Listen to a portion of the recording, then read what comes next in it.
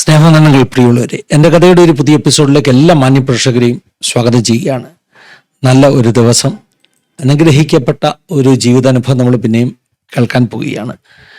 എത്രയോ നല്ല നല്ല ജീവിതാനുഭവങ്ങൾ നമുക്ക് എൻ്റെ കഥയിൽ പ്രേക്ഷകരുടെ മുമ്പിൽ എത്തിക്കുവാൻ കഴിഞ്ഞു. എല്ലാം വലിയ ബ്ലെസ്സിങ് ആയിരുന്നു. ഇന്നും നമ്മുടെയൊക്കെ ജീവിതത്തെ സ്പർശിക്കുന്ന ഒരു നല്ല സാക്ഷ്യം കേൾക്കാൻ പോവുകയാണ്. നമ്മളോടൊപ്പം കർത്താവിൻ്റെ ശ്രേഷ്ഠദാസൻ ജോയിൻ ചെയ്തിട്ടുണ്ട്. ഇന്നത്തെ ശുശ്രൂഷയുടെ അനുഗ്രഹത്തിന് വേണ്ടി നമുക്കൊന്നിച്ചൊന്ന് പ്രാർത്ഥിക്കാം. പരിശുദ്ധ പിതാവെ, അനുഗ്രഹീതമാകുന്ന ഈ നല്ല സമയത്തിനായി ഞങ്ങൾ അങ്ങ് സ്തുതിക്കുന്നു, വാഴ്ത്തുന്നു. തിരുസന്നിധിയിലേക്ക് ഞങ്ങൾ അടുത്ത് വരുന്നു. പ്രത്യേകമായി ഞങ്ങളുടെ നടുവിലേക്ക് അവിടുന്ന് കൂട്ടിക്കൊണ്ടുവന്നിരിക്കുന്ന പ്രിയ ബെനിപാസ്റ്റർക്കായി ഞങ്ങൾ അങ്ങ് സ്തുതിക്കുന്ന കർത്താവെ, തൻ്റെ ജീവിതാനുഭവങ്ങൾ ഞങ്ങൾക്കൊക്കെ വലിയ ആത്മിക ബലത്തിന് കാരണമായി തീരാൻ പോകുന്നത് കൊണ്ട് സ്തോത്രം. ഞങ്ങളുടെ കുറേശങ്ങൾ ക്ഷമിച്ച് ദൈവമഹത്വം ഞങ്ങളിലൂടെ വെളിപ്പെടണം സന്നിധിയിലേക്ക് സമർപ്പിക്കുകയാണ്. പ്രത്യേകമായി അപ്പോൾ ഞങ്ങളുടെ സിസ്റ്റർ നെറ്റ്വർക്ക് എല്ലാം കരങ്ങളിലേക്ക് തരുന്ന കർത്താവെ സഹായിച്ചാട്ട്. പ്രാർത്ഥിച്ചാരംഭിക്കുന്ന ഈ സമയം മുതൽ ഞങ്ങളുടെ ആശീർവാദ പ്രാർത്ഥന വരെ ഞങ്ങളായിരിക്കുന്ന ഇടങ്ങളിലൊക്കെ പ്രത്യേക സാന്നിധ്യം ഉണ്ടാകണം. ഈ വീഡിയോ കാണുന്ന ഓരോ നിന്റെ മക്കളെ അവിടുന്ന് അനുഗ്രഹിക്കണം. അങ്ങനെ അവിടുന്ന് ചെയ്യാൻ പോകുന്ന കൃപയ്ക്കായി സ്തോത്രം. സകല മാനവും സകല മഹത്വവും ഞങ്ങളോടത്ത് കർപ്പിക്കുന്നു. യേശു മൂലം ഞങ്ങൾ താഴ്മയായി ചോദിക്കുന്നു, കേൾക്കുമാറാകണമേ. അമേൻ, അമേൻ, അമേൻ, അമേൻ. ഞാൻ ആരംഭത്തിൽ ഓർപ്പിച്ചതുപോലെ നല്ല ഒരു ജീവിതാനുഭവം നമ്മൾ കേൾക്കാൻ പോകുന്നത്. എല്ലാ സാക്ഷ്യങ്ങളും വ്യത്യസ്തതയുള്ളതാണ്. നമ്മളോടൊപ്പമായിരിക്കുന്ന പ്രിയപ്പെട്ട ബെനിപാസ്റ്ററുടെ സാക്ഷ്യവും വളരെ വ്യത്യസ്തതയുള്ളതാണ്. പ്രാർത്ഥനയോടുകൂടി നമുക്ക് ദൈവസന്നിധിയിലായിരിക്കാം. വളരെ സ്നേഹത്തോടുകൂടെ ആദരവോടുകൂടെ പ്രിയ ബെനിപാസ്റ്ററെ ഈ ആസാദിയുടെ എൻ്റെ കഥയുടെ സെഷനിലേക്ക് വെൽക്കം ചെയ്യുകയാണ്. Praise Lord pastor. Praise Lord. നമ്മൾ ഒന്നിച്ച് ഇന്ന് ഈ റെക്കോർഡിങ്ങിന് ഇരുന്ന് കഴിഞ്ഞപ്പോഴാണ് മനസ്സിലായത്, നമ്മൾ നാട് വെച്ച് നോക്കുമ്പോൾ അയൽ നാട്ടുകാരല്ലേ? ശരി. ചുങ്കപ്പാറ, ഏഴോലി എന്നൊക്കെ പറഞ്ഞാൽ ഹാർഡ്ലി ഒരു എന്റെ ചർച്ചുമായിട്ടൊക്കെ ഒരു 3-4 കിലോമീറ്റർ കൂടുതലുണ്ടോ? 2 കിലോമീറ്റർ. ശരി.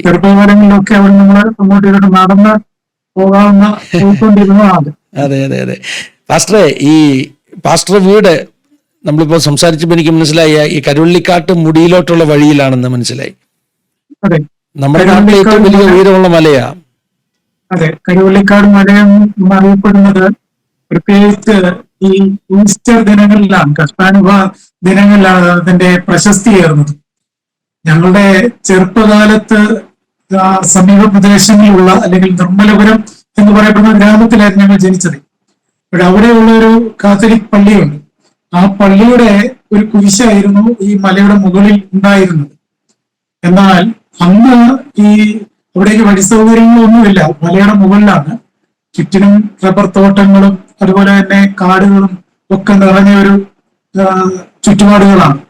അപ്പോൾ ഈ കഷ്ടാനുഭവ ആഴ്ചകളിലാണ് അവിടെ ഒരു മൈക്ക് സെറ്റൊക്കെ കൊണ്ട് തലയിൽ ചുമന്നുകൊണ്ട് ജനറേറ്ററൊക്കെ തലയിൽ ചുമന്നുകൊണ്ടുപോയി അവിടെ രാത്രി കാലങ്ങളിൽ പാട്ട് വെക്കുകയും ഈ ദുഃഖ വെള്ളിയാഴ്ചയുടെ സമയത്ത് ഗുഡ് ഫ്രൈഡേ ദിനത്തിൽ ഈ സമീപപ്രദേശങ്ങളിലുള്ള ചർച്ചുകളിൽ നിന്നും കാത്തലിക്, യാക്കോബായ തുടങ്ങിയ ചർച്ചകളിൽ നിന്നൊക്കെ എല്ലാവരും ഒരുമിച്ച് ചേർന്ന് അവിടേക്ക് കുരിശുമല കയറുമായിരുന്നു.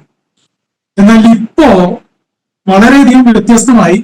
ഇപ്പോഴവിടേക്ക് കയറി പോകത്തക്ക വിശാലമായ വഴികളായി, സ്റ്റെപ്പുകളായി. എനിക്ക് തോന്നുന്നു ഓരോ ദിവസവും ഇപ്പൊ ഞാൻ വാർത്തകൾ കാണുമ്പോൾ ഞാൻ അതിശയിക്കുകയാണ്. ഞങ്ങളുടെ ചെറുപ്പകാലങ്ങളെക്കാൾ ഒക്കെ ഒത്തിരി മാറിപ്പോയി. ഓരോ ദിവസവും 2000-2500 ആൾക്കാരാണ് ഓരോ ദിവസവും അവിടെ സന്ദർശനത്തിനായിട്ട് വരുന്നത്. അവർക്ക് വരുമ്പോൾ നേർച്ചക്കഞ്ഞിയൊക്കെ ഇപ്പൊ കൊടുക്കുന്നുണ്ട്. അത്രയ്ക്ക് ഇപ്പോ ആ മല ഇപ്പോൾ ഫേമസ്. ഈ സംഭവം ഞാൻ അറിഞ്ഞില്ല പാസ്റ്ററെ. ഇത്ര വലിയൊരു തീർത്ഥാടന കേന്ദ്രമായിട്ട് ആ ഒരു സ്ഥലം മാറി എന്നുള്ളത് നമുക്ക് ഫേസ്ബുക്കിലുണ്ട്. കരുവള്ളിക്കാട് മല എന്ന് പറയപ്പെടുന്ന രീതിയിൽ ഒരു ഫേസ്ബുക്ക് പേജ് തന്നെ ഉണ്ട് അവർക്ക്. ഓ, അത് ശരി. അന്നേ അവിടെ ഒരു കുരിശടിയൊക്കെ ഉണ്ടായിരുന്നത് നമുക്കറിയാം. പിന്നെ ഞങ്ങളുടെ ഏഴോലി, ഞങ്ങളുടെ വീടൊക്കെ ഇരിക്കുന്ന ആ മലയുടെ മുകളിൽ നിന്ന് നോക്കിയാൽ കരുവള്ളിക്കാട്ട് മുടി കാണാം. കാരണം ആ സറൗണ്ടിങ്ങിൽ എവിടെ നിന്ന് നോക്കിയാൽ ഇത് കാണാം. അപ്പം ഞാൻ ഓർക്കുന്നുണ്ട്, എൻ്റെ ചെറുപ്പത്തിലൊക്കെ അതൊരു സന്തോഷമുള്ള കാഴ്ചയായിരുന്നു. ദൂരെ കരുവള്ളിക്കാട്ട് മുടി കാണുന്നതും മേഘമൊക്കെ വന്ന് അതിൽ ഇങ്ങനെ ടച്ച് ചെയ്ത് നിൽക്കുകയൊക്കെ ചെയ്യുന്നതൊക്കെ നമുക്കൊരു പ്രത്യേക കാഴ്ചയായിരുന്നു. നമ്മുടെ നാടിനെ കുറിച്ച് ഓർക്കുമ്പോൾ ഒരു നല്ല കാഴ്ച. അതെ, ഞങ്ങളുടെ ചെറുപ്പകാലത്തൊക്കെ അവിടെ സ്ഥിരം ഞങ്ങൾ കയറി ഇറങ്ങി അതിന്റെ മുകളിൽ ചെന്ന് കഴിഞ്ഞാൽ ചുറ്റോടല്ലേ അവിടെ നിന്ന് കഴിഞ്ഞാൽ മറ്റൊരു കാര്യം കൂടെ ഉണ്ട്. നമ്മുടെ ചരക്കുന്ന് എന്ന് പറയപ്പെടുന്ന പ്രദേശം സുപരിചിതമാണ്. മർത്തോമ സഭയുടെ ഒരു ക്യാമ്പ് സെന്റർ ഒക്കെ ഉണ്ട്. രാത്രി കാലങ്ങളിൽ അവിടെ നിന്ന് കഴിഞ്ഞാൽ, ഈ മലയുടെ മുകളിൽ നിന്ന് കഴിഞ്ഞാൽ ഈ ചരൽക്കുന്നിലുള്ള ലൈറ്റ് വരെ കാണാം എന്നൊക്കെ അന്നാണ് കാണാമായിരുന്നു. അതാണ് അത്രയ്ക്ക് വ്യൂ പോയിന്റ് ആണ്. വളരെ ഹിൽ വ്യൂ ഏരിയ ആണ്. സ്തോത്രം. എന്താണെങ്കിലും ചെറുപ്പത്തിലൊക്കെ ഞാൻ കൂട്ടുകാരോടൊക്കെ പറയുമായിരുന്നു നമുക്കൊരു ദിവസം നടന്നവിടെ പോകണമെന്ന്. പക്ഷേ വനത്തിൽ കൂടെ ഒക്കെ പോകണം, അതുകൊണ്ട് ഒക്കെ ആയിരിക്കാം ഞങ്ങൾ അങ്ങനെ ഒരു സാഹസത്തിന് മുതിർന്നില്ല. ഇന്ന് വഴിയൊക്കെ ഉണ്ട്. പിന്നെ അവിടുത്തെ തീർത്ഥാടനവുമായിട്ടൊന്നും നമുക്ക് അത്ര അറിവ് പോലും ഒന്നൊന്നും ഇല്ലായിരുന്നു. ഇപ്പോഴതൊക്കെ പാസ്റ്ററിൽ നിന്ന് കേൾക്കുന്നത്. പാസ്റ്ററുടെ ഒരു പശ്ചാത്തലം എന്തുവാ? അങ്ങനെ ഒരു കാതലിക് പശ്ചാത്തലം വല്ലതും ആയിരുന്നോ? ഞങ്ങൾ ജനിച്ചു വളർന്നത് മർത്തോമ സഭയിലാണ്. മർത്തോമ ചർച്ചുമായിട്ട് ബന്ധപ്പെട്ടാണ് ഞങ്ങള് ചെറുപ്പകാലങ്ങളിൽ ആരാധനകളിൽ സംബന്ധിച്ചിരുന്നത്. ശരി. അപ്പൊ നമുക്ക് ഇത്രയൊക്കെ കാര്യം പറഞ്ഞു. ചുങ്കപ്പാറ ഇതെല്ലാം അടുത്ത സ്ഥലങ്ങളാണ്. പാസ്റ്റർ കുടുംബത്തെക്കുറിച്ചും മാതാപിതാക്കളെക്കുറിച്ചും ആ പശ്ചാത്തലത്തെക്കുറിച്ചൊക്കെ ഒന്ന് പറഞ്ഞ് പരിചയപ്പെടുത്തുകയാണെങ്കിൽ നമ്മുടെ പ്രേക്ഷകർക്ക് വേണ്ടി അത് അനുഗ്രഹമായിരിക്കുമെന്ന് പരിചയപ്പെടാൻ വേണ്ടിയുള്ള ഒരു സമയമായി തീരും. പാസ്റ്റർക്ക് ചെറിയ ചെറിയ ബാക്ക്ഗ്രൗണ്ട് ഒക്കെ ഒന്ന് പറയാം. തീർച്ചയായിട്ടും. ഞാൻ ജനിച്ചു വളർന്ന പത്തനംതിട്ട ജില്ലയിൽ ചുങ്കപ്പാറ എന്ന് പറയപ്പെടുന്ന ഒരു സ്ഥലമാണ്. ചുങ്കപ്പാറ എന്ന് പറയപ്പെടുന്നത് കോട്ടയം ജില്ലയുടെയും പത്തനംതിട്ട ഒരു ബോർഡർ പ്ലേസ് ആണ്. ഏകദേശം റാന്നിയിൽ നിന്ന് ഒരു 15 കിലോമീറ്റർ, അതുപോലെ മല്ലപ്പള്ളിയിൽ നിന്നാൽ ഒരു 15 കിലോമീറ്റർ, അങ്ങനെയുള്ള ഒരു കോർണർ പ്ലേസിലാണ് ചുങ്കപ്പാറ എന്ന് പറയപ്പെടുന്നത്. ചുങ്കപ്പാറ എന്ന് പറയപ്പെടുന്ന സ്ഥലത്ത് നിർമ്മലപുരം എന്ന് പറയപ്പെടുന്ന ഒരു ഗ്രാമത്തിലാണ് ഞങ്ങൾ ജനിച്ചത്. അതായത് കരുവള്ളിക്കാട് മല, നാഗപ്പാറ എന്നൊക്കെ ഇപ്പോൾ അറിയപ്പെടുന്ന സ്ഥലങ്ങൾ ഉൾപ്പെടുന്ന നിർമ്മലപുരം എന്ന് പറയപ്പെടുന്ന സ്ഥലത്താണ് ഞാൻ ജനിച്ചു വളർന്നത്. കർഷകരാണ് അവിടെ ഒട്ടുമിക്ക ആൾക്കാരും. മലയോര മേഖലകളായതുകൊണ്ട് അവിടെയുള്ള കൃഷികളായിരുന്നു. അന്നൊക്കെ മലകളിൽ കൃഷികൾ ചെയ്ത് ഇഞ്ചി, അതുപോലെ പച്ചമുളക്, അതുപോലെയുള്ള വാഴ കൃഷികളൊക്കെ കഠിനാധ്വാനം ചെയ്ത് കർഷകരായിട്ടുള്ള ആൾക്കാരായിരുന്നു അവിടെ ജീവിച്ചിരുന്നത് മൊത്തം. അപ്പോൾ അവിടെയാണ് ഞാൻ, അങ്ങനെയുള്ള ഒരു ദേശത്താണ് ഞാൻ ജനിച്ചു വളർന്നത്. അവിടെ എനിക്ക് എൻ്റെ പിതാവ്, എൻ്റെ മാതാവ്, എനിക്ക് 3 സഹോദരങ്ങളുണ്ട്. ഒരു സഹോദരിയും 2 സഹോദരന്മാരുമുണ്ട്. ഞങ്ങൾ ടോട്ടൽ 4 പേരാണ്. എനിക്ക് മൂത്തത് 2 ജ്യേഷ്ഠന്മാരും 1 സഹോദരിയാണ്. ഞാനാണ് ഏറ്റവും ഇളയത്. അപ്പോൾ അവിടെ നിന്നാണ് എൻ്റെ ബാല്യകാലം ആരംഭിക്കുന്നത്.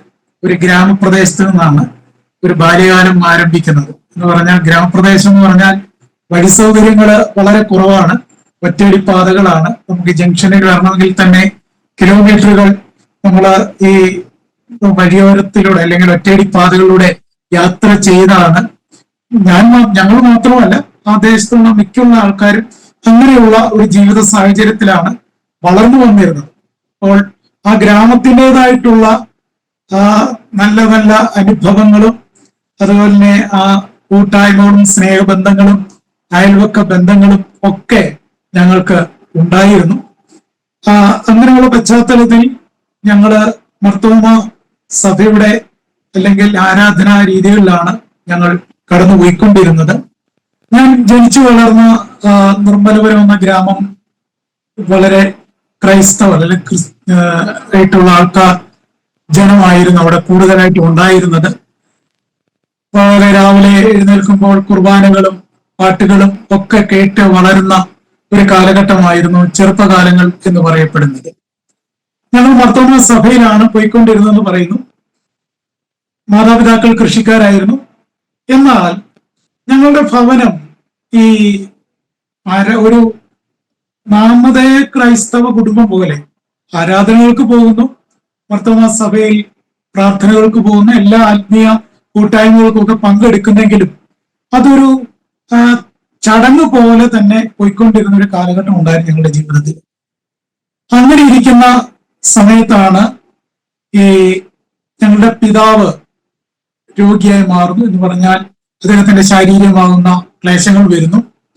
മാതാവിനും അതുപോലെ തന്നെ ഷുഗർ, അങ്ങനെ മറ്റുള്ള കാര്യങ്ങൾ, അസുഖങ്ങൾ പിടിക്കുന്നു. ചുരുക്കത്തിൽ പറഞ്ഞാൽ മാതാപിതാക്കൾ ഇങ്ങനെ പരസ്പരം അല്ലെങ്കിൽ ഒരാൾ ആശുപത്രിയിൽ നിന്ന് ഇറങ്ങുമ്പോൾ മറ്റൊരാൾ അഡ്മിറ്റ് ആകും, മറ്റൊരാൾ ആശുപത്രിയിൽ കയറുമ്പോൾ വേറൊരാൾ അഡ്മിറ്റ് ആകും. അങ്ങനെ മാറി മാറിയുള്ള ആശുപത്രി വാസം ഞങ്ങളുടെ ജീവിതത്തിന്റെ അല്ലെങ്കിൽ ഭവനത്തിന്റെ അവസ്ഥകൾക്ക് താളം തെറ്റുവാനായിട്ട് ഇടയായി. അങ്ങനെ ജീവിതത്തിൽ വളരെയധികം കഷ്ടങ്ങളിലൂടെയൊക്കെ പോകാൻ തുടങ്ങിയ സമയത്ത് എൻ്റെ മൂത്ത ജ്യേഷ്ഠൻ അദ്ദേഹം ഭവനത്തിന്റെ ഉദ്ധാരണത്തിന് വേണ്ടി അല്ലെങ്കിൽ ഭവനത്തിന്റെ കാര്യങ്ങൾ ക്രമീകരിക്കാൻ വേണ്ടി ചെറുപ്പകാലത്തിലെ അധ്വാനിയായി തീർന്നു. കഠിനാധ്വാനം ചന്നു ലഭ്യമായിരുന്ന കൃഷിപ്പണികള് മറ്റുള്ള ജോലികളൊക്കെ ചെയ്ത് ഭവനത്തിന്റെ കാര്യങ്ങൾ നോക്കുവാൻ തക്കണം അത് ചെറുപ്പകാലം മുതലേ അദ്ദേഹം അധ്വാനിച്ച് തുടങ്ങുവാൻ ഇടയായി. അതിനുശേഷം രണ്ടാമത്തെ ജ്യേഷ്ഠനും അതുപോലെ തന്നെ മൂത്തയാളിനെ സഹായിക്കത്തക്ക രീതിയിൽ അങ്ങനെ സാധാരണ പണികളിലേക്ക് പോയിക്കൊണ്ടിരുന്നു. സിസ്റ്ററും അതുപോലെ പഠനം പൂർത്തീകരിച്ചു. എന്നാൽ ഞങ്ങളുടെ ജീവിത ഇതൊക്കെയാണെങ്കിലും ഈ മാതാപിതാക്കളുടെ തുടർച്ചയായിട്ടുള്ള രോഗങ്ങള്, ആശുപത്രി വാസങ്ങള്, പിന്നെ ജ്യേഷ്ഠന്മാരിങ്ങനെ ജോലിക്കായിട്ടൊക്കെ കടന്നു പോകുന്നു. അവർ കടന്നുപോയി ഈ ലോകത്തിൻ്റെതായിട്ടുള്ള കൂട്ടുകെട്ടുകളിലൊക്കെ ആകുന്നു. അങ്ങനെ മറ്റ് പല മദ്യപാനം തുടങ്ങിയ കാര്യങ്ങളൊക്കെ അവരും പൊതുവെ അങ്ങനെ ആ വഴിയിലേക്ക് നീങ്ങുന്നു. ഇങ്ങനെയുള്ള ഒരു ജീവിത സാഹചര്യത്തിലാണ് എൻ്റെ ബാല്യകാലം അല്ലെങ്കിൽ ഞാൻ വളർന്നു വരുന്നത്. അപ്പോൾ ഭവനത്തിന്റെ ആ ശോധന നിറഞ്ഞ അനുഭവങ്ങൾ, സഹോദരങ്ങൾ അധ്വാനം ചെയ്തു, അവർ മടങ്ങി ഭവനത്തിലെത്തുന്നു. രാത്രിയിൽ വരുമ്പോൾ അവർ മദ്യപിച്ചിട്ടൊക്കെ വരുമ്പോൾ മാതാപിതാക്കളും ഇവരും തമ്മിലുള്ള വാഗ്വാദങ്ങൾ, വാക്ക് തർക്കങ്ങൾ, പല രാത്രികളിലും അങ്ങനെയുള്ള അസമാധാനം നിറഞ്ഞ അന്തരീക്ഷങ്ങൾ. അറിയാമല്ലോ, ഒരു മദ്യപാനം ഉള്ള അല്ലെങ്കിൽ മദ്യപിക്കുന്ന വ്യക്തികളുള്ള ഒരു ഭവനം എപ്രകാരമായിരിക്കും ഞാൻ വിശദീകരിക്കേണ്ട കാര്യമില്ല. അങ്ങനെയുള്ള അസമാധാനം നിറഞ്ഞ ജീവിത സാഹചര്യത്തിലാണ് ഞാൻ വളർന്നു വരുന്നത്. അപ്പോൾ എൻ്റെ വിദ്യാഭ്യാസം എന്ന് പറയപ്പെടുന്നത് ചുങ്കപ്പാറയിലുള്ള CMS LP സ്കൂള്, അതിനുശേഷം സെന്റ് ജോർജ് ഹൈസ്കൂൾ, ഈ 2 വിദ്യാലയങ്ങളിലാണ് എൻ്റെ സ്കൂൾ വിദ്യാഭ്യാസം ഞാൻ പൂർത്തീകരിക്കുന്നത്. അതിനുശേഷം ഞാൻ എൻ്റെ സ്കൂൾ വിദ്യാഭ്യാസത്തിന് ശേഷം ഞാൻ കടന്നു പോകുന്നത് റാന്നി സെന്റ് തോമസ് കോളേജിലാണ്. എൻ്റെ പ്രീ ഡിഗ്രി ചെയ്യുവാൻ തക്കവണ്ണം ഞാൻ അവിടെ കടന്നു പോകുന്നു. അപ്പോൾ അവിടെയാണ് എൻ്റെ കോളേജ് വിദ്യാഭ്യാസം പൂർത്തീകരിക്കുന്നത്. അപ്പോൾ ഇതായിരുന്നു എൻ്റെ ഒരു ബാല്യകാല അനുഭവങ്ങൾ എന്ന് പറയപ്പെടുന്നത്. ചെറുപ്പകാലങ്ങളിലെ ഈ ഭവനത്തിന്റെ ഈ കഷ്ടതകളും രോഗങ്ങളും ആശുപത്രിവാസങ്ങളും സാമ്പത്തികമായിട്ടുള്ള ബുദ്ധിമുട്ടുകള്, അതുപോലെ തന്നെ സഹോദരന്മാർ വന്നു കഴിഞ്ഞതിന് ശേഷം അല്ലെങ്കിൽ അവരുടെ ആ സ്വഭാവത്തിലുള്ള മാറ്റങ്ങൾ ഒക്കെ കൊണ്ട് പ്രശ്നങ്ങളും അസമാധാനവും നിറഞ്ഞ ഒരു ജീവിത സാഹചര്യം, കുടുംബാന്തരീക്ഷത്തിലാണ് ഞാൻ എന്ത് ചെയ്യുന്നത്, വളർന്നു വരുന്നത്. എന്നാൽ ഇതൊക്കെയാണെങ്കിലും പരസ്പരം എന്ത് ചെയ്യും, പരസ്പരമുള്ള മറ്റൊരു തലത്തിൽ പറഞ്ഞ് പരസ്പരം കരുതുകയും സ്നേഹിക്കുകയും എല്ലാം അതിനിടയിൽ പോകുന്നുണ്ട്. ഇതൊരു പരസ്പര പൂരകമായി ഈ 2 അനുഭവങ്ങൾക്കിടയിലാണ് എന്ത് ചെയ്യുന്നത്, ഞാൻ വളർന്നു വരുന്നത്. ഇതിനിടയ്ക്ക് ഒരു പ്രത്യേക കാര്യം പറയാനായിട്ട് ആഗ്രഹിക്കുന്നു. 5ാമത്തെ വയസ്സിലാണ്, എനിക്കൊരു 5 വയസ്സ് പ്രായമുള്ളപ്പോൾ എൻ്റെ പിതാവിന്റെ ജ്യേഷ്ഠന്റെ മകൻ പറഞ്ഞു, ഞങ്ങള് അയൽവക്കമാണ്, പിതാവിന്റെ ജ്യേഷ്ഠന്റെ മകൻ പറഞ്ഞു, വാ മോനെ ഞാൻ കരിക്ക് ഇട്ടു തരാമെന്ന് പറഞ്ഞു. കരിക്ക്, അപ്പോൾ കുഞ്ഞല്ലേ ഞാന് കരിക്ക് കുടിക്കാം എന്ന് പറഞ്ഞ് ഞാൻ എന്ത് ചെയ്തു, അച്ചാച്ചൻ പറഞ്ഞ ആ സ്ഥലത്തേക്ക് വന്നു. അദ്ദേഹം തെങ്ങിന്റെ മുകളിലേക്ക് കയറി. അപ്പോൾ തെങ്ങിന് ചുറ്റും കാപ്പിയാണ്, കാപ്പി. കാരണം ഞങ്ങളുടെ വീടുകളിൽ എല്ലാ എന്താ പറയുക, എല്ലാ കൃഷി വിഭവങ്ങളും ഉണ്ട്. കാപ്പി, അതുപോലെ തന്നെ കുരുമുളക്, തെങ്ങ്, കവുങ്ങ്, വാഴ, എല്ലാ കൃഷികളും അന്നുണ്ട്. കാരണം മലയോര ഗ്രാമമായുണ്ട്. അന്ന് വെളിയിൽ പോയൊരു സാധനം മേടിക്കുന്ന ഒരു പതിവില്ല. ഇന്ന് ആ സ്ഥിതിയൊക്കെ മാറി, ഇന്നെല്ലാം കാശ് കൊടുത്ത് മേടിച്ചേ പറ്റും. അന്ന് എല്ലാം വീട്ടിൽ തന്നെയുണ്ട്, എല്ലാം കൃഷി ചെയ്ത് നമ്മുടെ ഭവനത്തിൽ തന്നെ എല്ലാം ചെയ്യുക. അച്ചാച്ചൻ പറഞ്ഞു, പാസ്റ്റർ ഇതൊക്കെ പറയുമ്പോൾ ഞാനും അങ്ങ് നോസ്റ്റാൾജിക് ആകുക. കാരണം ഞങ്ങളുടെ വീടിന്റെ ചുറ്റും കാപ്പിയായിരുന്നു. ഒരു 10-15 മൂട് കാപ്പി ഉണ്ടായിരുന്നു. നമ്മൾ ചാക്ക് നിറച്ച് കാപ്പിക്കുരു വെച്ചിട്ട് അത് കുത്താൻ പോവുകയും അത് വറുത്ത് പൊടിക്കാൻ പോവുകയും മില്ലിലൊക്കെ പോവുകയും ചെയ്യുന്നത് ഇപ്പോഴും ഓർക്കുന്നു. ഒരു കൂട്ടർ വീട്ടിൽ കൊണ്ടുപോകും, അതില്ലാത്തവർ വീട്ടിൽ തന്നെ ഉരലിനകത്തിട്ട് കുത്തി അതിന്റെ തോടൊക്കെ കളഞ്ഞിട്ട് പിന്നീട് വറുത്ത് വീണ്ടും ഇടിച്ച് പൊടിയാക്കി ഒക്കെ എടുക്കുന്ന ഒരു അനുഭവമുണ്ട്. അതൊക്കെ ഒരു കാലമാണ്, അതൊക്കെ ഒരു ഭയങ്കര അനുഭവങ്ങളാണ് അതൊക്കെ.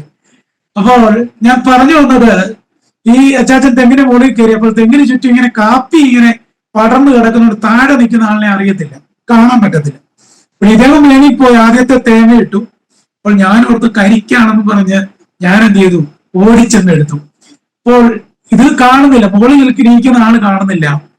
അദ്ദേഹം എന്ത് ചെയ്തു, രണ്ടാമത് വീണ്ടും ഒരു തേങ്ങയോട് എടുത്തിട്ടു.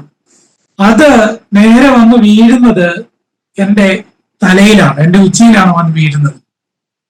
അപ്പോൾ വീണ് കഴിഞ്ഞപ്പോൾ മാതാപിതാക്കൾ ഇങ്ങനെ കൃഷിക്കായിട്ടൊക്കെ പോയിരിക്കുകയാണ്, പണിക്ക് പോയി, വീട്ടിലാരുമില്ല.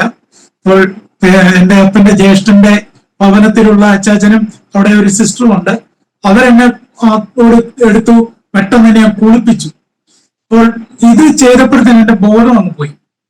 ഉടനെ ആൾക്കാരെല്ലാം ഓടിക്കൂടി വിളിച്ചു, എന്റെ ജ്യേഷ്ഠന്മാർ വന്നു, എന്റെ മാതാപിതാക്കൾ വന്നു. അവർ ഉടനെ എന്നെ ചുങ്കപ്പാറയുള്ള ഷെറീന ഹോസ്പിറ്റൽ, അന്ന് ചുങ്കപ്പാറയിലെ ഒരു ഹോസ്പിറ്റലേ ഉള്ളൂ, ഷെറീന ഹോസ്പിറ്റൽ എന്ന് പറയുന്നു, അവിടെ കൊണ്ടുവന്നു. എനിക്ക് ബോധമില്ല. അവിടെ കൊണ്ടുവന്ന് കഴിഞ്ഞുടനെ ഡോക്ടർ മാക്സിമം പരിശോധിച്ചു. ഒരു പൾസ് ഒന്നും കിട്ടുന്നില്ല, വളരെ ഇതായിട്ട് കിടക്കുകയാണ്.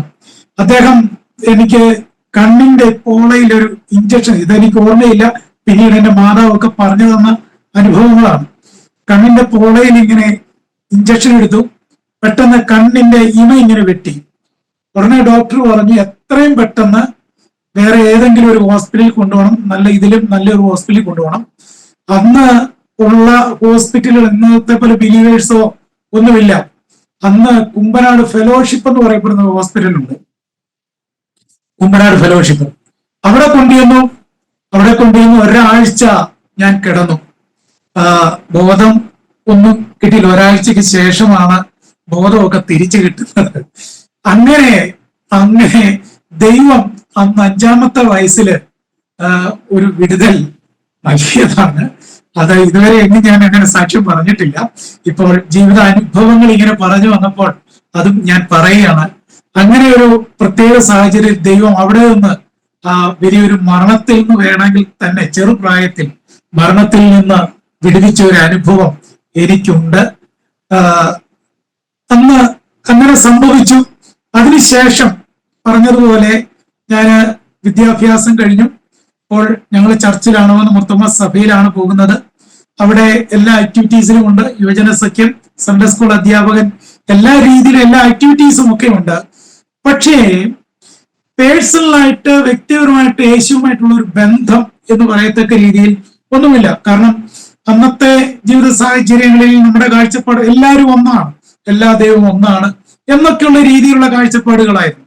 കാരണം എന്റെ കൂടെ പഠിച്ച ഫ്രണ്ട്സ് അവരുമായിട്ടൊക്കെ ചേർന്ന് എല്ലായിടത്തും പോകുമായിരുന്നു. എന്ന് പറഞ്ഞാൽ പള്ളിയിൽ പെരുന്നാളുണ്ടെ പോവും, അമ്പലത്തിൽ ഉത്സവത്തിന് പോവും, എല്ലാ കാര്യങ്ങൾക്കും വന്ന് വളരെ ഇങ്ങനെ കൂടി ഇങ്ങനെ അങ്ങ് പോവുകയാണ്. അങ്ങനെ വീട്ടിലെ സാഹചര്യം ഞാൻ നേരത്തെ പറഞ്ഞിരുന്നല്ലോ. ജീവിതം അനുഭവങ്ങൾ വളരെ മോശമായിരുന്നു.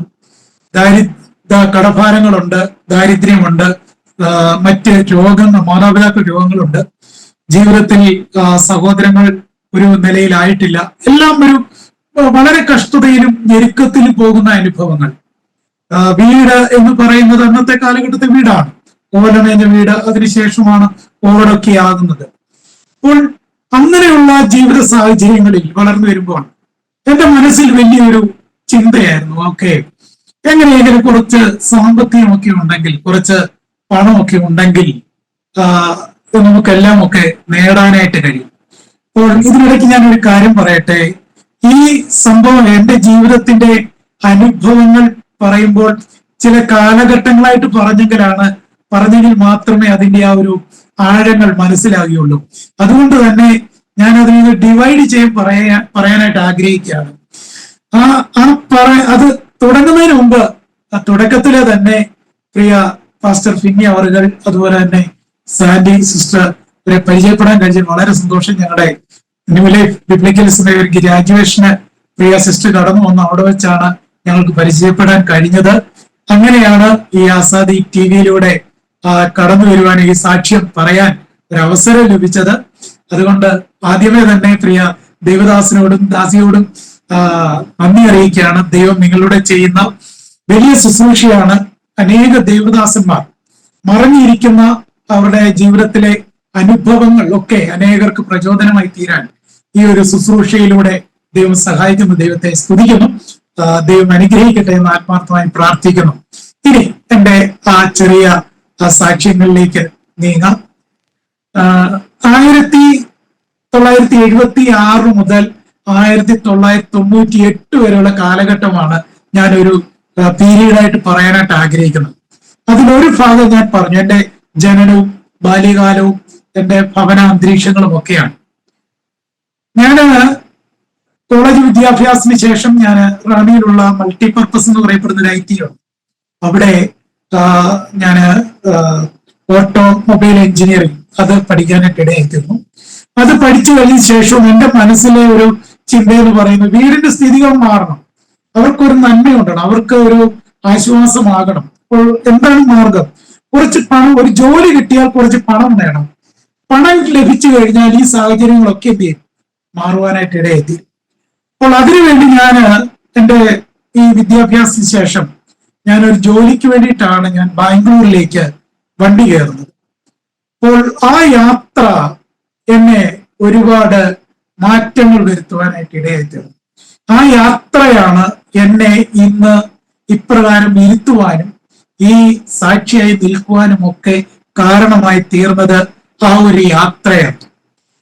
അപ്പോൾ ആ യാത്ര ബാംഗ്ലൂരിൽ എത്തുന്നതിന് മുമ്പ്, അല്ലെങ്കിൽ നാട്ടിലെ ജീവിതം എന്ന് പറഞ്ഞു, മർത്തോമാ സഭയിലാണ് പോകുന്നത്, എല്ലാ ആക്ടിവിറ്റീസും ഉണ്ട്, എല്ലാ കാര്യങ്ങളിലും ഉണ്ട്, ആത്മീയ കൂട്ടായ്മകളുണ്ട്, VBS ഡയറക്ടറായിട്ട് പോകും, VBS പഠിപ്പിക്കും, യുവജന സഖ്യമുണ്ട്, സൺഡേ സ്കൂളുണ്ട്, അതുപോലുള്ള മറ്റുള്ള എല്ലാ പ്രോഗ്രാംസിലും ആക്റ്റീവാണ്. പക്ഷേ ദൈവവുമായിട്ട്, ക്രിസ്തുവുമായിട്ടുള്ള ഒരു യഥാർത്ഥമായ ഒരു വ്യക്തിപരമായ ഒരു ബന്ധം എന്റെ ജീവിതത്തിൽ എനിക്ക് അനുഭവിക്കാൻ കഴിഞ്ഞില്ല. അതെന്റെ കുറവാണ്. ഞാൻ മറ്റൊരു കുറ്റം പറയില്ല. അതെന്റെ ഒരു വീഴ്ചയാണ്, അതെന്റെ ഒരു കുറവാണ്. അതായിരുന്നു ജീവിതമെന്ന് ഞാൻ എന്ത് ചെയ്യുന്നു വിചാരിച്ചിരുന്നു. അങ്ങനെയുള്ള അനുഭവങ്ങളോടൊപ്പമാണ് ഞാൻ എന്ത് ചെയ്യുന്നത് ബാംഗ്ലൂരിലേക്ക് വണ്ടി കയറുന്നത്. അപ്പോൾ 1998 മുതൽ 2002 വരെയുള്ള 4 വർഷം എന്റെ ജീവിതത്തിലെ മറ്റൊരു പീരീഡാണ്. ഒരുപക്ഷെ അതിനെ ഒരു ഡാർക്ക് പീരീഡ് എന്നോ ഒക്കെ നമുക്ക് വേണേൽ വിളിക്കാൻ പറ്റും. അത്രയ്ക്ക് കഠിനമായ പ്രതിസന്ധികളിലൂടെ ഒരു ഇരുളടഞ്ഞ ജീവിതത്തിലൂടെ കടന്നുപോയ ഒരു കാലഘട്ടമായിരുന്നു 1998 മുതൽ 2002 വരെയുള്ള കാലഘട്ടം. അപ്പോൾ ഞാന് ബാംഗ്ലൂരിലെത്തി. ഭാഷ അപരിചിതമാണ്, പുതിയ ദേശമാണ്, എനിക്ക് ഫ്രണ്ട്സ് ആരുമില്ല. പക്ഷെ അവിടെ ചെന്നു, പലയിടങ്ങളിൽ ജോലി അന്വേഷിച്ചു. എനിക്കൊരു ജോലിയൊക്കെ ലഭ്യമായി. അങ്ങനെ അവിടെ ഞാൻ എൻ്റെ ജീവിതം ആരംഭിച്ചു. അപ്പോൾ എന്നോട് കൂടെ അവിടെ വേറെ പുതിയ സുഹൃത്തുക്കൾ കിട്ടി. അപ്പോൾ ജോലി ആരംഭിച്ചു. സാലറി ഒക്കെ കിട്ടുന്നുണ്ട്, കുഴപ്പമില്ല, നാട്ടിലോട്ടൊക്കെ അയക്കുന്നുണ്ട്. അങ്ങനെ ജീവിതം മുൻപോട്ട് പോയപ്പോൾ എൻ്റെ കൂടെയുള്ള കൂട്ടുകാരൊക്കെ വ്യത്യസ്തമായിട്ടുള്ള മത സാഹചര്യങ്ങളിൽപ്പെട്ടവരാണ്. അവര് ആരും രക്ഷിക്കപ്പെട്ടവരോ അങ്ങനെയുള്ള ജീവിതം, ഈ ലോകത്തിന്റെ ജീവിത യാഥാർത്ഥ്യങ്ങളുമായിട്ട് പൊരുത്തപ്പെട്ടു പോകുന്ന യൗവനക്കാരാണ്. അപ്പോൾ അവരുമായിട്ടുള്ള കൂടെയുള്ള ആ യാത്ര എന്നെ മറ്റൊരു ജീവിതത്തിലേക്ക് തിരിക്കുവാനായിട്ട് ഇടയായിത്തീർന്നു. എന്റെ ചെറുപ്പകാലത്ത് എന്റെ ജ്യേഷ്ഠന്മാർ, എന്റെ സഹോദരങ്ങൾ മദ്യപിച്ച് വീട്ടിൽ കടന്നു വന്ന് അവരുടെ ആ ജീവിത സാഹചര്യങ്ങൾ, ഭവനത്തിന്റെ അന്തരീക്ഷങ്ങളൊക്കെ എനിക്കറിയാം. പക്ഷേ ഈ പുതിയ ദേശത്തെത്തിയപ്പോൾ, പുതിയ സ്ഥലത്തെത്തിയപ്പോൾ അവിടെ ലഭിച്ച എന്റെ കൂട്ടുകെട്ടുകൾ എന്നെയും ഈ ജ്യേഷ്ഠന്മാരുടെ പാതയിലേക്ക് എന്ത് ചെയ്തു നയിക്കുവാനായിട്ട് ഇടയായിത്തീർന്നു. ചുരുക്കം പറഞ്ഞാൽ പകല് ജോലിക്ക് പോകും, രാത്രിയിൽ വന്നിട്ട് കൂട്ടുകാരെല്ലാം കൂടി ഇരുന്ന് എന്ത് ചെയ്യുക, മദ്യപിക്കുക. അത് എത്ര കുപ്പികൾ തീരുമെന്നൊന്നും നമുക്ക് കണക്ക് പറയാൻ പറ്റും. ചിലപ്പോൾ 4ഉം 5ഉം ബോട്ടിലൊക്കെ ഒരു ദിവസം എന്ത് ചെയ്യും, തീരും. അത് തീരുവോളം, ബോധം കെടുവോളം കുടിക്കുക. അതിനുശേഷം കിടന്നുറങ്ങുക, രാവിലെ എഴുന്നേൽക്കുക, വീണ്ടും എന്ത് ചെയ്യുക, ജോലിക്ക് പോവുക. അങ്ങനെയുള്ള ഒരു സാഹചര്യത്തിലേക്ക് മാറാനായിട്ട് ഇടയായിത്തീർന്നു എന്റെ ജീവിതം. അപ്പോൾ ഇങ്ങനെ ഉള്ള കാലഘട്ടത്തിൽ മറ്റ് ദുഷിച്ച കൂട്ടുകളൊന്നുമില്ല, പക്ഷെ ഈ ഒരു ശീലം എന്നെ അറിയാതെ എന്ത് ചെയ്തു, കീഴടക്കിക്കൊണ്ടിരുന്നു. ഇത് മാത്രമല്ല, പുകവലിയും എനിക്കുണ്ടായിരുന്നു. അപ്പോൾ ഇത് രണ്ടും എന്നെ എന്ത് ചെയ്തു, എന്നെ എന്റെ ദുശീലങ്ങളായി എന്റെ ജീവിതത്തിന്റെ മാറ്റാൻ വയ്യാത്ത ഒരു ഭാഗമായി ഇത് രണ്ടും മാറി. അപ്പോൾ നാട്ടിലാർക്കും അറിയില്ല, നാട്ടിൽ വളരെ ഞാൻ മാന്യനാണ്, നാട്ടിൽ വളരെ നല്ല അഭിപ്രായങ്ങളാണ്. പക്ഷെ ഈ പുതിയ സാഹചര്യത്തിലാണ് ഞാൻ എന്ത് ചെയ്തത്, ഇതൊക്കെ ആയി തീർന്നത്. അപ്പോൾ രാത്രി കാലങ്ങളിൽ ബോട്ടിലുകൾ എടുത്തു വെച്ച് എന്ത് ചെയ്യുക, കുപ്പികൾ 2, 3, 4, 5 ഫുൾ ബോട്ടിലുകൾ ഞങ്ങൾ ഒരുമിച്ചിരുന്ന് തീർത്ത് അതിന്റെ മയക്കത്തിൽ കിടന്നുറങ്ങുക. അതിനുശേഷം എന്ത് ചെയ്യുക, രാവിലെ എഴുന്നേൽക്കുക, വീണ്ടും ജോലിക്ക് പോവുക. ഇതൊരു ദിനചര്യയായിട്ട് മാറി. അപ്പോൾ ഇങ്ങനെ പോകുന്ന സാഹചര്യത്തിലൊക്കെ ഹൃദയത്തിന്റെ ഉള്ളിലിരുന്നു കൊണ്ട് ഒരു ശബ്ദം എനിക്ക് കേൾക്കാം. ആരും എന്നോട് സംസാരിക്കുന്നുണ്ട്, നീ പോകുന്ന വഴി ശരിയല്ല, നീ പോകുന്ന വഴി ശരിയല്ല, നീ ഒന്ന് വഴി മാറണം എന്നൊരു ശബ്ദം എനിക്ക് കേൾക്കാം. ഞാൻ കേൾക്കുന്നുണ്ട്, പക്ഷേ എനിക്കത് തിരിച്ചറിയാൻ പറ്റുന്നില്ല. എനിക്ക് തോന്നിയതാണ്, എന്റെ തോന്നലുകൾ. അങ്ങനെ ഞാൻ എന്ത് ചെയ്തു, ആ ശബ്ദത്തെ അവഗണിച്ച് ഞാൻ മുൻപോട്ട് പോകാൻ തുടങ്ങി. അങ്ങനെ മാസങ്ങൾ കഴിഞ്ഞു, വർഷങ്ങൾ കഴിഞ്ഞു. 1998 ഏപ്രിൽ മാസത്തെ ഈസ്റ്റർ ദിനത്തിൽ ആ ആഴ്ചയിൽ ഞാൻ നാട്ടിലേക്ക് വരുവാനുള്ള ക്രമീകരണങ്ങൾ ചെയ്യുകയാണ്. ഞാൻ ഇവിടെ നിന്ന് പോയതിനു ശേഷം നാട്ടിലേക്ക് തിരിച്ചാദ്യമായിട്ട് വരികയാണ്. അപ്പോൾ ഞാൻ എന്ത് ചെയ്തു, പോയി ആദ്യമായിട്ട് വരികയല്ലേ, മാതാപിതാക്കൾക്കുള്ള ഡ്രസ്സ്, സഹോദരങ്ങൾക്കുള്ളത്, അതിനുവേണ്ട സാഹചര്യങ്ങള്, എല്ലാ സാധനങ്ങളും ഒക്കെ വാങ്ങി പെട്ടിയൊക്കെ പാക്ക് ചെയ്തിട്ട് നാട്ടിലേക്ക് വരാനുള്ള ക്രമീകരണമൊക്കെ ചെയ്തപ്പോൾ അതിന്റെ അടുത്ത ദിവസം ഈസ്റ്ററാണ്, ഗുഡ് ഫ്രൈഡേ, പെസഹ ദിവസമാണ്, വ്യാഴാഴ്ച ദിവസമാണ് ഞാൻ നാട്ടിലേക്ക് വരാനായിട്ട് ആഗ്രഹിക്കുന്നത്. അപ്പോൾ വ്യാഴാഴ്ച ദിവസം നാട്ടിലേക്ക് വരാൻ തലേ ദിവസം ബുധനാഴ്ച രാത്രി എന്റെ ഫ്രണ്ട്സ് ഒക്കെ പറഞ്ഞു, ഓക്കെ, ഏതായാലും നീ നാട്ടിലേക്ക് പോവുകയല്ലേ, നമുക്ക് എന്ത് ചെയ്യാം, ഒന്ന് ആഘോഷിച്ചിട്ടൊന്ന് കൂടിയിട്ടൊക്കെ പോകും. ഓക്കെ, ഞാൻ പറഞ്ഞു ശരി, അതിനെന്താ, നമുക്ക് കൂടാം.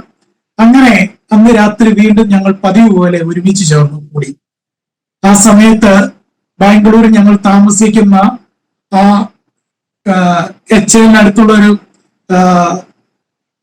സ്ഥലത്താണ് ഞങ്ങൾ താമസിച്ചിരുന്നത്. അപ്പോൾ അവിടെ അന്ന് ഉത്സവമാണ്, അടുത്ത ഒരു വലിയൊരു ഉത്സവമാണ്, ഗണേശോത്സവം എന്നൊരു ഉത്സവമാണ്. അപ്പോൾ ആ ഉത്സവത്തിന്റെ സമയത്ത് ഞങ്ങൾ താമസിക്കുന്ന റൂമിന്റെ ഓപ്പോസിറ്റ് വേറൊരു മലയാളി ഫാമിലി താമസിക്കുന്നു.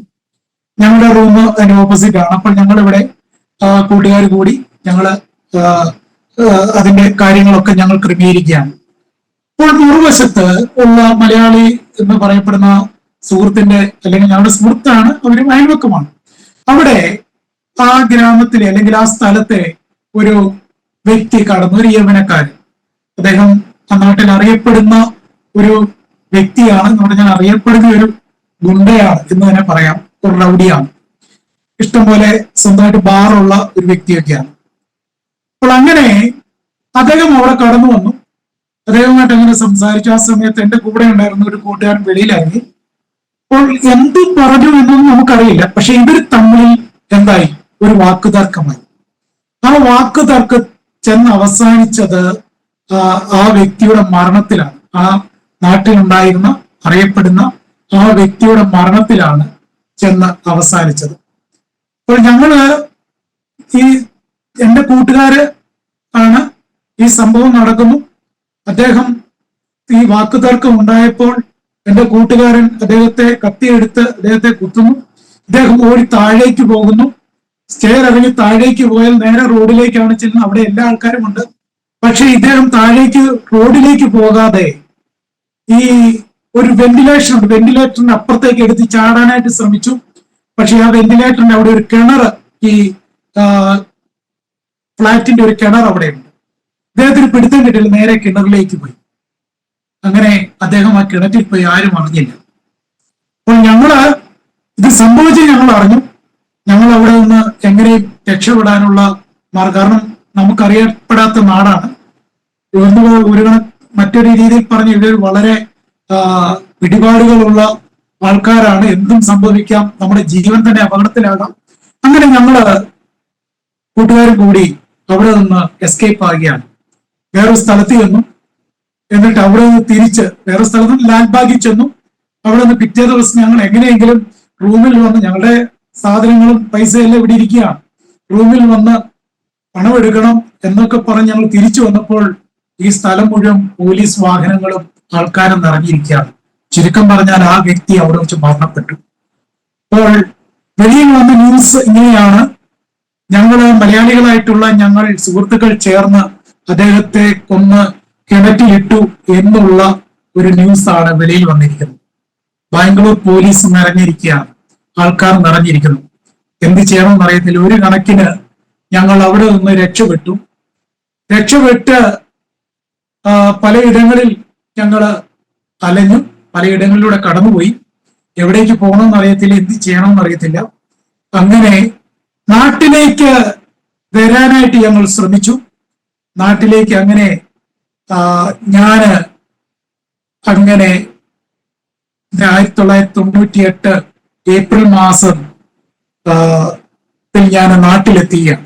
നാട്ടിലെത്തുന്നതിന് മുന്നമേ തന്നെ കാരണം ഞങ്ങള് പലയിടങ്ങളിൽ ഒളിച്ചും ഒക്കെ കഴിഞ്ഞിട്ടാണ് എന്ത് ചെയ്യുന്നത്, നാട്ടിലെത്തുന്നത്. അപ്പോൾ നാട്ടിലെത്തുന്നതിന് മുമ്പേ ഇവിടെ നിന്നുള്ള ബാംഗ്ലൂരിൽ നിന്നുള്ള പോലീസ് നാട്ടിലെത്തി അന്വേഷണം ആരംഭിച്ചു കഴിഞ്ഞു. വീട്ടുകാർക്കൊക്കെ ഒന്നും അറിയില്ല, എന്താണെന്ന് അറിയില്ല. അവരും ഭയങ്കര അങ്കലാപ്പിലായി. അങ്ങനെ പേടിച്ച് അവരും ഭയന്നിരിക്കുന്നു, എന്താണ് ചെയ്യണമെന്ന് അറിയില്ല.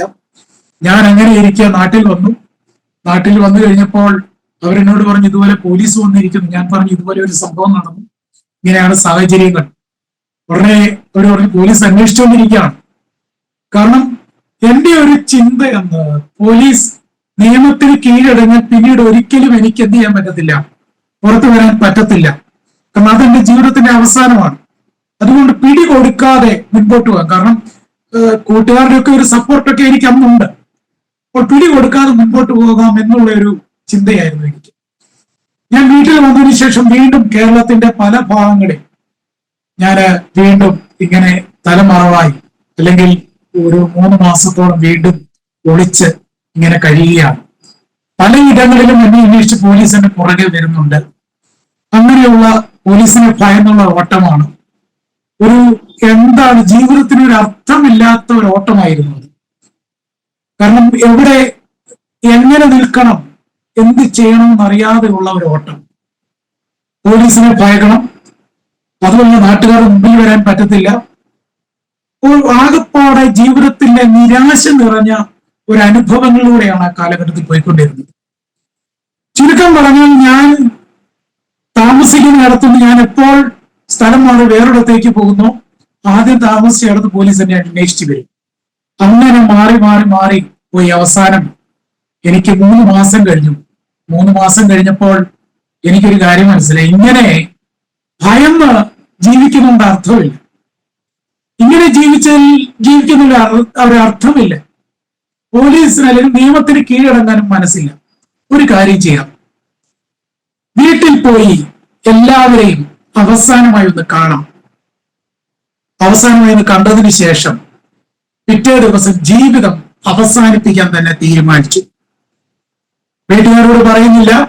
അങ്ങനെ 1998 ഓഗസ്റ്റ് മാസം ഞാൻ നാട്ടിലെത്തുകയാണ്. വീട്ടിൽ അന്ന് വളരെ ദൂരെയാണ് ഞാൻ താമസിക്കുന്നത്. അവിടെ ഒന്ന് വണ്ടി കയറി ഞാൻ റാന്നി വന്നു. റാന്നിയിൽ നിന്ന് കരിയമ്പ്ലാവ് ഇറങ്ങി, കരിയമ്പ്ലാവിൽ നിന്ന് കണ്ണമ്പേരൂർ ഇറങ്ങി, കണ്ണമ്പേരൂരിൽ നിന്ന്, കാരണം പാസ്റ്റ് ചെയ്ത സ്ഥലങ്ങളൊക്കെ അറിയാം, അതുകൊണ്ടാണ് ഞാൻ പറയുന്നത്. കണ്ണമ്പേരൂർ ഇറങ്ങി അവിടെ നിന്ന് നടന്ന് കരിയമ്പ്ലാവ് വഴി 7 വലി വഴി വനത്തിനകത്തൂടെ ഞാൻ നാട്ടിലെത്തി. ഒരു 5-6 മണിയായപ്പോൾ എന്റെ വീടിന്റെ അടുക്കിലെത്തി. കാരണം എന്റെ പരിചയമുള്ളവരാണ് ആ നാട്ടിലുള്ളവരെല്ലാം, അടുത്തടുത്ത വീടുകളാണ്. അപ്പോൾ പോകുന്ന വഴിയിൽ ഇവർ എന്നെ തിരിച്ചറിയാതിരിക്കാൻ പല ഭാവത്തിലാണ്, പല രീതിയിൽ ഡ്രസ്സ് ചെയ്താണ് ഞാൻ പോകുന്നത് തന്നെ. അതൊക്കെ എങ്ങനെ നടന്നു എനിക്കിപ്പോൾ അത്ഭുതമാണ്. അങ്ങനെ വീടിന്റെ അടുക്കിലെത്തി വീടിന്റെ അടുക്കൽ എത്തിയിട്ട് ഞാൻ കാത്തിരുന്നു സന്ധ്യയാകാൻ കാത്തിരുന്നിട്ട് സന്ധ്യയായപ്പോൾ വീട്ടിൽ പപ്പയുണ്ട്, മമ്മിയുണ്ട്, സഹോദരന്റെ സഹോദരന്മാരുടെ ഭാര്യമാരുണ്ട്, അവരൊക്കെ ഉണ്ട്. സന്ധ്യയായപ്പോൾ ആരും കാണത്തില്ല എന്ന് എനിക്കൊരു ഉറപ്പായപ്പോൾ ഞാൻ ഭവനത്തിന്റെ പിന്നിലുള്ള വാതിലൂടെ ഞാൻ അകത്ത് കയറി കഴിഞ്ഞിട്ടാണ് എന്റെ മാതാവും പിതാവും ആശ്ചര്യത്തോടെ നോക്കുന്നതന്നെ. അവർക്ക് എന്ത് ചെയ്യണമെന്ന് അറിയത്തില്ല. കാരണം സഹോദരന്മാർ വന്നിട്ടില്ല, അവര് ജോലിക്കായിട്ട് കടന്നു, രാത്രിയിലെ വരികയുള്ളൂ. അപ്പോൾ അങ്ങനെയുള്ള ഇവരെന്ത് ചെയ്യണമെന്ന് അറിയില്ല. എന്നോട് ചോദിച്ചു, ആരെങ്കിലും കണ്ടോ? ഞാൻ പറഞ്ഞു, ആരും കണ്ടില്ല. നീ എങ്ങനെയാ വന്നേ? അന്വേഷിച്ചുകൊണ്ടിരിക്കല്ലേ? ഞാൻ പറഞ്ഞു, സാരമില്ല, ആരും കണ്ടിട്ടില്ല. കാരണം എന്റെ മനസ്സിൽ ഞാനൊന്ന് തീരുമാനിച്ചാണ് വന്നിരിക്കുന്നത്. എന്താണ് തീരുമാനം? അവസാനമായി ഈ ഒരു രാത്രി എന്റെ മാതാവിനോടും പിതാവിനോടും ഒപ്പം ഒരുമിച്ച് കഴിയുക, സഹോദരങ്ങളോടൊപ്പം ഒരുമിച്ചിരുന്ന് അത്താഴം കഴിക്കുക, ഒരു നേരം ഭക്ഷണം കഴിക്കുക. അതിനുശേഷം പിറ്റേ ദിവസം രാവിലെ മുമ്പ് പറഞ്ഞ ഈ കരുവള്ളിക്കാട് മലയെന്ന് പറയപ്പെടുന്നത് വിശാലമായ ഒരു സ്ഥലമാണ്. അതിന് ചുറ്റും 108 ഏക്കർ റബ്ബർ തോട്ടമാണ്. ഒരു സൈഡിൽ നോക്കിയാൽ മറു സൈഡൊന്നും കാണത്തില്ല. 108 ഏക്കർ റബ്ബർ തോട്ടം. മറു സൈഡിൽ ഒന്നമ്പഴ വനത്തിന്റെ ഒരു ഭാഗം. ഈ മലയുടെ മുകളിലേക്ക് കയറിപ്പോയാൽ തിങ്ങി നിറഞ്ഞ മരങ്ങൾ, മരക്കൂട്ടങ്ങൾ, വനങ്ങൾ. അപ്പോൾ ഇവിടേക്ക് കയറിപ്പോയി കഴിഞ്ഞാൽ ആർക്കും കാണാൻ പറ്റത്തില്ല, ആർക്കും അറിയാൻ പറ്റത്തില്ല. എന്റെ മനസ്സിലെ തീരുമാനം ഇതാണ്: ഇന്ന് രാത്രി എന്റെ പിതാവിനോടും മാതാവിനോടും സഹോദരങ്ങളോടൊപ്പം ഇരുന്ന് അവസാനത്തെ അത്താഴം കഴിക്കുക. അതിനുശേഷം പിറ്റേ ദിവസം രാവിലെ ഈ മലയുടെ മുകളിലേക്ക് കടന്നുപോയി ഏതെങ്കിലും ഒരു വൃക്ഷക്കൊമ്പിൽ എന്റെ ജീവിതം അവസാനിപ്പിക്കുക എന്നുള്ളത് മാത്രമായിരുന്നു എന്റെ തീരുമാനം. അന്ന് രാത്രി സഹോദരങ്ങൾ വന്നു, അവരും ഭയന്നിരിക്കുകയാണ്, എന്ത് ചെയ്യണമെന്ന് അറിയില്ല. അത്താഴം കഴിച്ചു, ഞാൻ കിടന്നുറങ്ങി. ഞാൻ ഒരു കാര്യം പറയാം, നമ്മുടെ വിചാരങ്ങളല്ല ദൈവത്തിന്റെ വിചാരങ്ങൾ. നമ്മളെ സൃഷ്ടിച്ച ദൈവത്തിന് നമ്മളെക്കുറിച്ച് വലിയൊരു പദ്ധതിയുണ്ട്, അത് അഗോചരമാണ്. ദൈവത്തിന് നമ്മളെക്കുറിച്ചുള്ള പദ്ധതികളൊന്നും നമുക്ക് വെളിപ്പെട്ടു വന്നിട്ടില്ല. നമ്മുടെ ചിന്തകളെക്കാൾ, നമ്മുടെ വിചാരങ്ങളെക്കാൾ ഉന്നതമാണ് ദൈവത്തിന്റെ വിചാരങ്ങളും ദൈവത്തിന്റെ പ്രവൃത്തികളും. എന്റെ ഈ പൊട്ടബുദ്ധിയിൽ ഞാൻ വിചാരിച്ചു അന്ന് രാത്രി കിടന്നുറങ്ങിയിട്ട് പിറ്റേ ദിവസം രാവിലെ ഞാൻ പോയി ജീവിതം അവസാനിപ്പിക്കാമെന്ന്. പക്ഷെ സംഭവിച്ചത് മറ്റൊന്നായിരുന്നു. പിറ്റേ ദിവസം നേരം വെളുക്കുന്നതിന് മുന്നമേ, ഞാൻ ഉണരുന്നതിന് മുന്നമേ എന്നെ അന്വേഷിച്ച് പോലീസ് എന്റെ വീട് വളഞ്ഞു. നോക്കൂ, എങ്ങനെ വന്നു എന്ന് എനിക്കറിയില്ല. വീടുകളിൽ എത്താൻ നല്ലൊരു വഴി സൗകര്യങ്ങളില്ല, മലയോര പ്രദേശമാണ്. അങ്ങനെയുള്ള ദേശത്ത്, അങ്ങനെയുള്ള സ്ഥലത്ത് ഞാൻ രാവിലെ എഴുന്നേൽക്കുന്നതിന് മുന്നമേ പോലീസ് ഒന്ന് വീട് വളഞ്ഞു, എന്നെ അവിടെ വെച്ച് വിലങ്ങ് വെച്ചു. നോക്കൂ, സ്വന്തം മാതാപിതാക്കളുടെ മുമ്പിൽ വെച്ച്, സഹോദരങ്ങളുടെ മുമ്പിൽ വെച്ച്, ഞാൻ പഠിച്ച അല്ലെങ്കിൽ ഞാൻ ജനിച്ചു വളർന്ന കേരള പോലീസാണോ അതോ ബാംഗ്ലൂരിൽ നിന്ന് വന്ന പോലീസാണോ? ബാംഗ്ലൂർ. അതിന്റെ അർത്ഥം ഒരു മാസങ്ങളായിട്ട് കേരളത്തിൽ കാത്തുകെട്ടി ഇരിക്കുക, വെയിറ്റ് ചെയ്യുക. അതെ, ബാംഗ്ലൂർ ക്രൈംബ്രാഞ്ച് ആയിരുന്നു വന്നിരുന്നത്. അവർ വന്നു, കൂട്ടത്തിൽ നമ്മുടെ കേരളത്തിലെ പോലീസുണ്ട്, പെരുമ്പട്ടി സ്റ്റേഷനിലെ പോലീസുമുണ്ട്. അവർ വന്നു, എന്നെ അവിടെ വെച്ച് വിലങ്ങ് വെച്ചു. നോക്കുക, സ്വന്തം മാതാപിതാക്കളുടെ മുമ്പിൽ വെച്ച്, സഹോദരങ്ങളുടെ മുമ്പിൽ വെച്ച്, ഞാൻ ജനിച്ചു വളർന്ന എന്റെ നാട്ടിലൂടെ എന്നെ കൂടെ പഠിച്ച കൂട്ടുകാരുടെ മുമ്പിൽ കൂടെ വിലങ്ങ് വെച്ച് നടന്നു നീങ്ങുന്ന ഒരനുഭവം. ആ സമയത്ത് എനിക്ക് മറക്കാൻ പറ്റാത്ത ഒരു ചിത്രമുണ്ട്. അത് മറ്റൊന്നുമല്ല, എന്റെ കൈകളിൽ വിലങ്ങ് വെക്കുമ്പോൾ എന്റെ മാതാവ്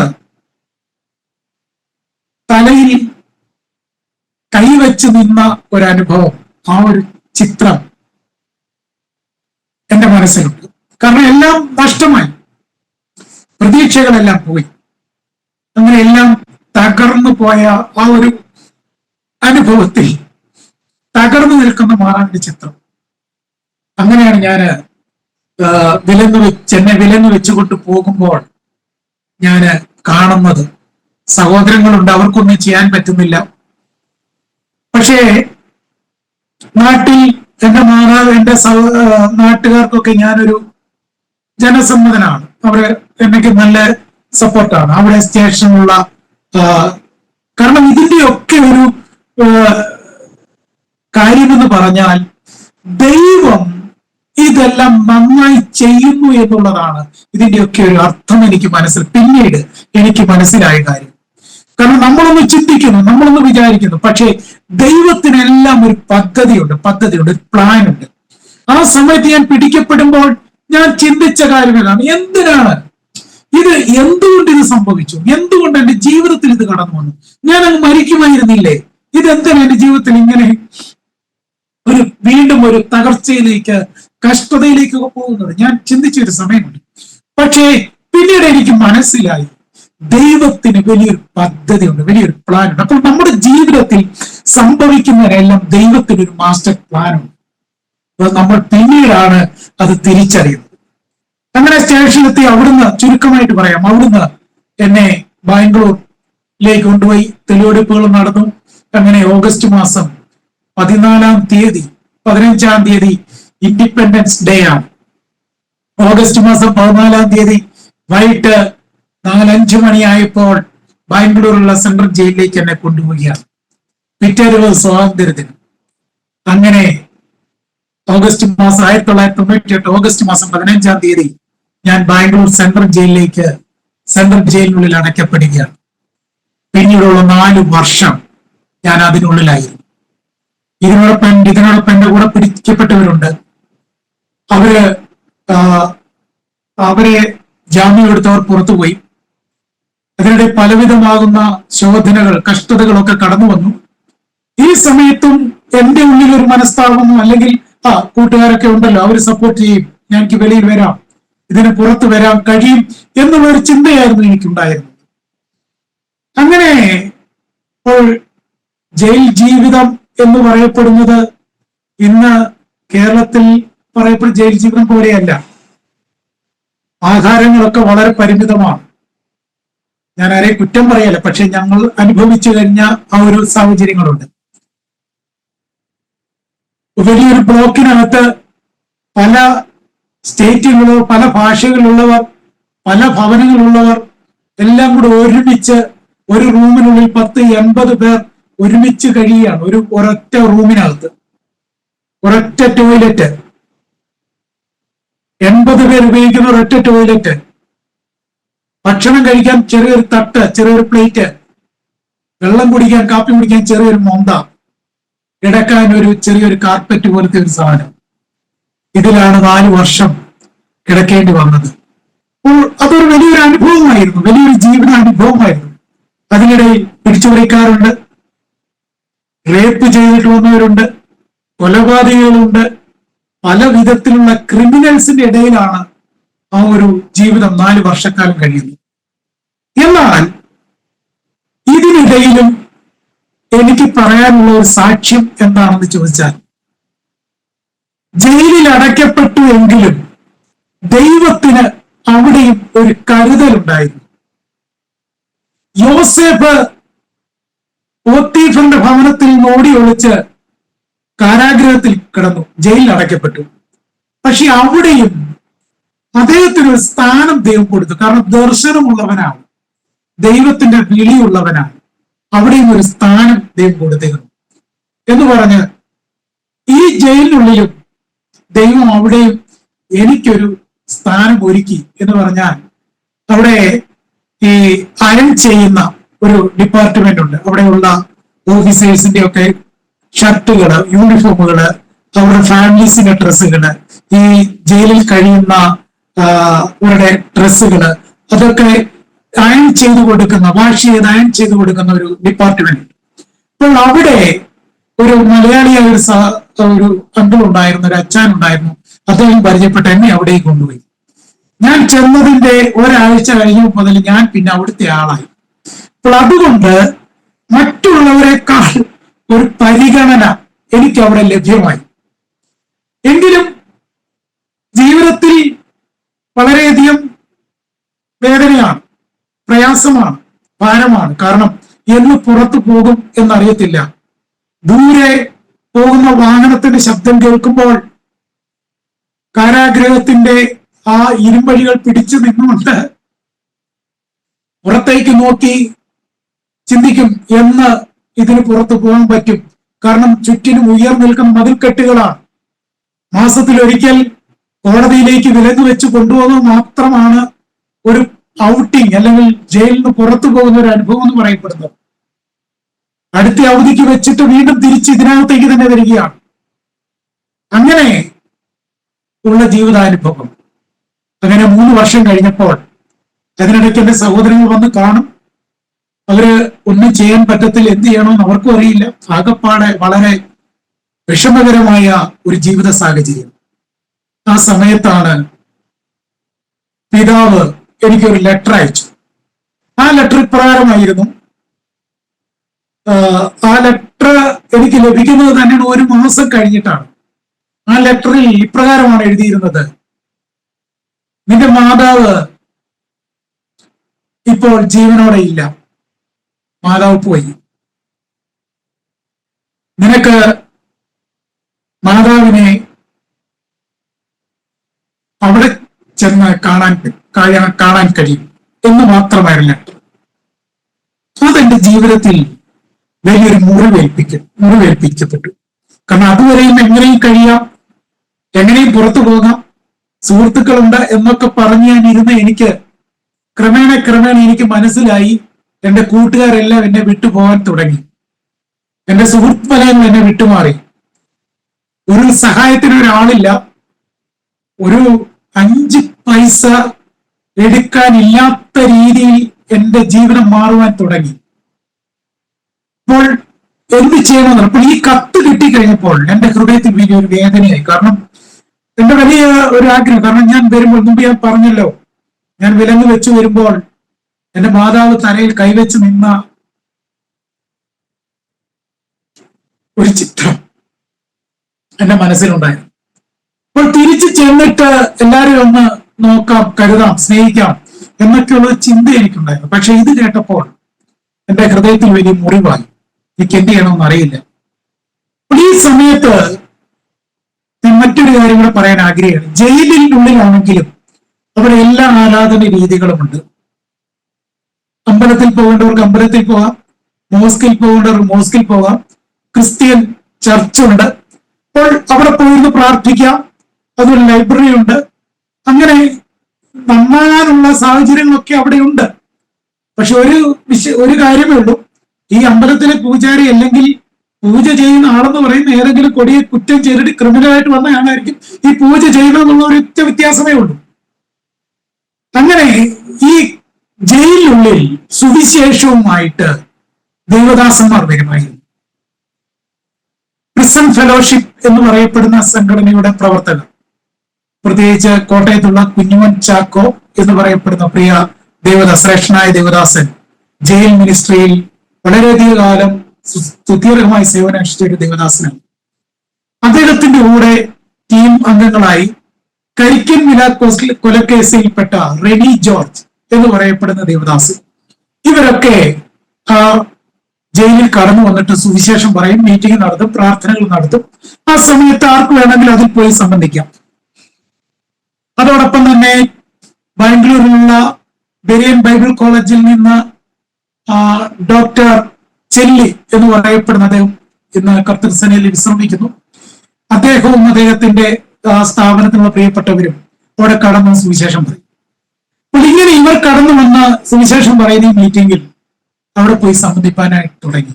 അപ്പോൾ എന്റെ ഹൃദയത്തിൽ ഏൽക്കപ്പെട്ട മുറിവ് എനിക്ക് മനസ്സിലായി. ഇനി എങ്ങനെ ഇതിന് പുറത്തു പോകും എനിക്കറിയില്ല. കാരണം ബെയിലിന് ജാമ്യത്തിന് കൊടുത്ത് ജാമ്യാപേക്ഷകളെല്ലാം തള്ളി, ഹൈക്കോടതിയിൽ വരെ എന്റെ കേസ് തള്ളി. ഒരു വഴിയില്ല, ലോയറിന് കൊടുക്കാനുള്ള കാശില്ല, ആരും സഹായിക്കാനില്ല. അപ്പോൾ ഇതിനുള്ളിൽ തന്നെ കഴിയും എന്നുള്ള ഒരു ചിന്ത മനസ്സിൽ വന്നു.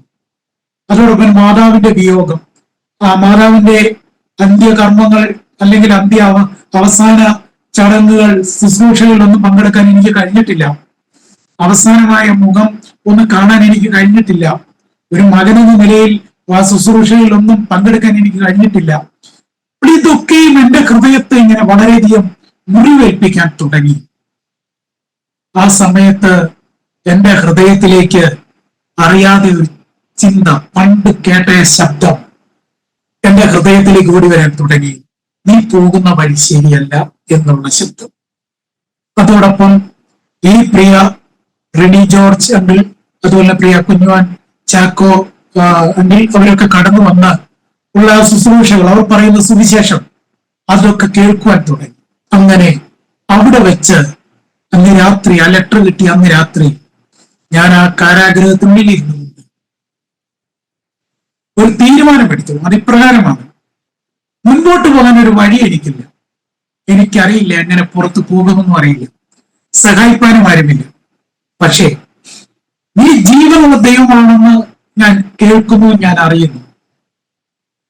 എന്നെ ഈ അവസ്ഥയിൽ നിന്ന് പുറത്തെടുത്ത് ഞാൻ നിനക്ക് വേണ്ടി ജീവിക്കും. ഈ കാരാഗ്രഹത്തിൽ നിന്ന് എന്നെ പുറത്തു കൊണ്ടുവന്നാൽ എന്റെ ജീവിതം പിന്നീട് നിനക്കുള്ളതായിരിക്കും എന്നൊരു തീരുമാനം അവിടെ വെച്ചെടുത്തു. ദൈവം ആ തീരുമാനം ശരിവെച്ചു.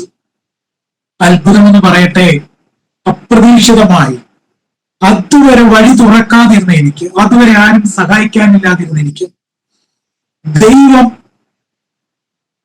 കൃപയാൽ, ദൈവത്തിന്റെ സഹായത്താൽ ഹൈക്കോർട്ടിൽ നല്ല ഒരു ലോയറെ എനിക്ക് വേണ്ടി ദൈവം ഒരുക്കി.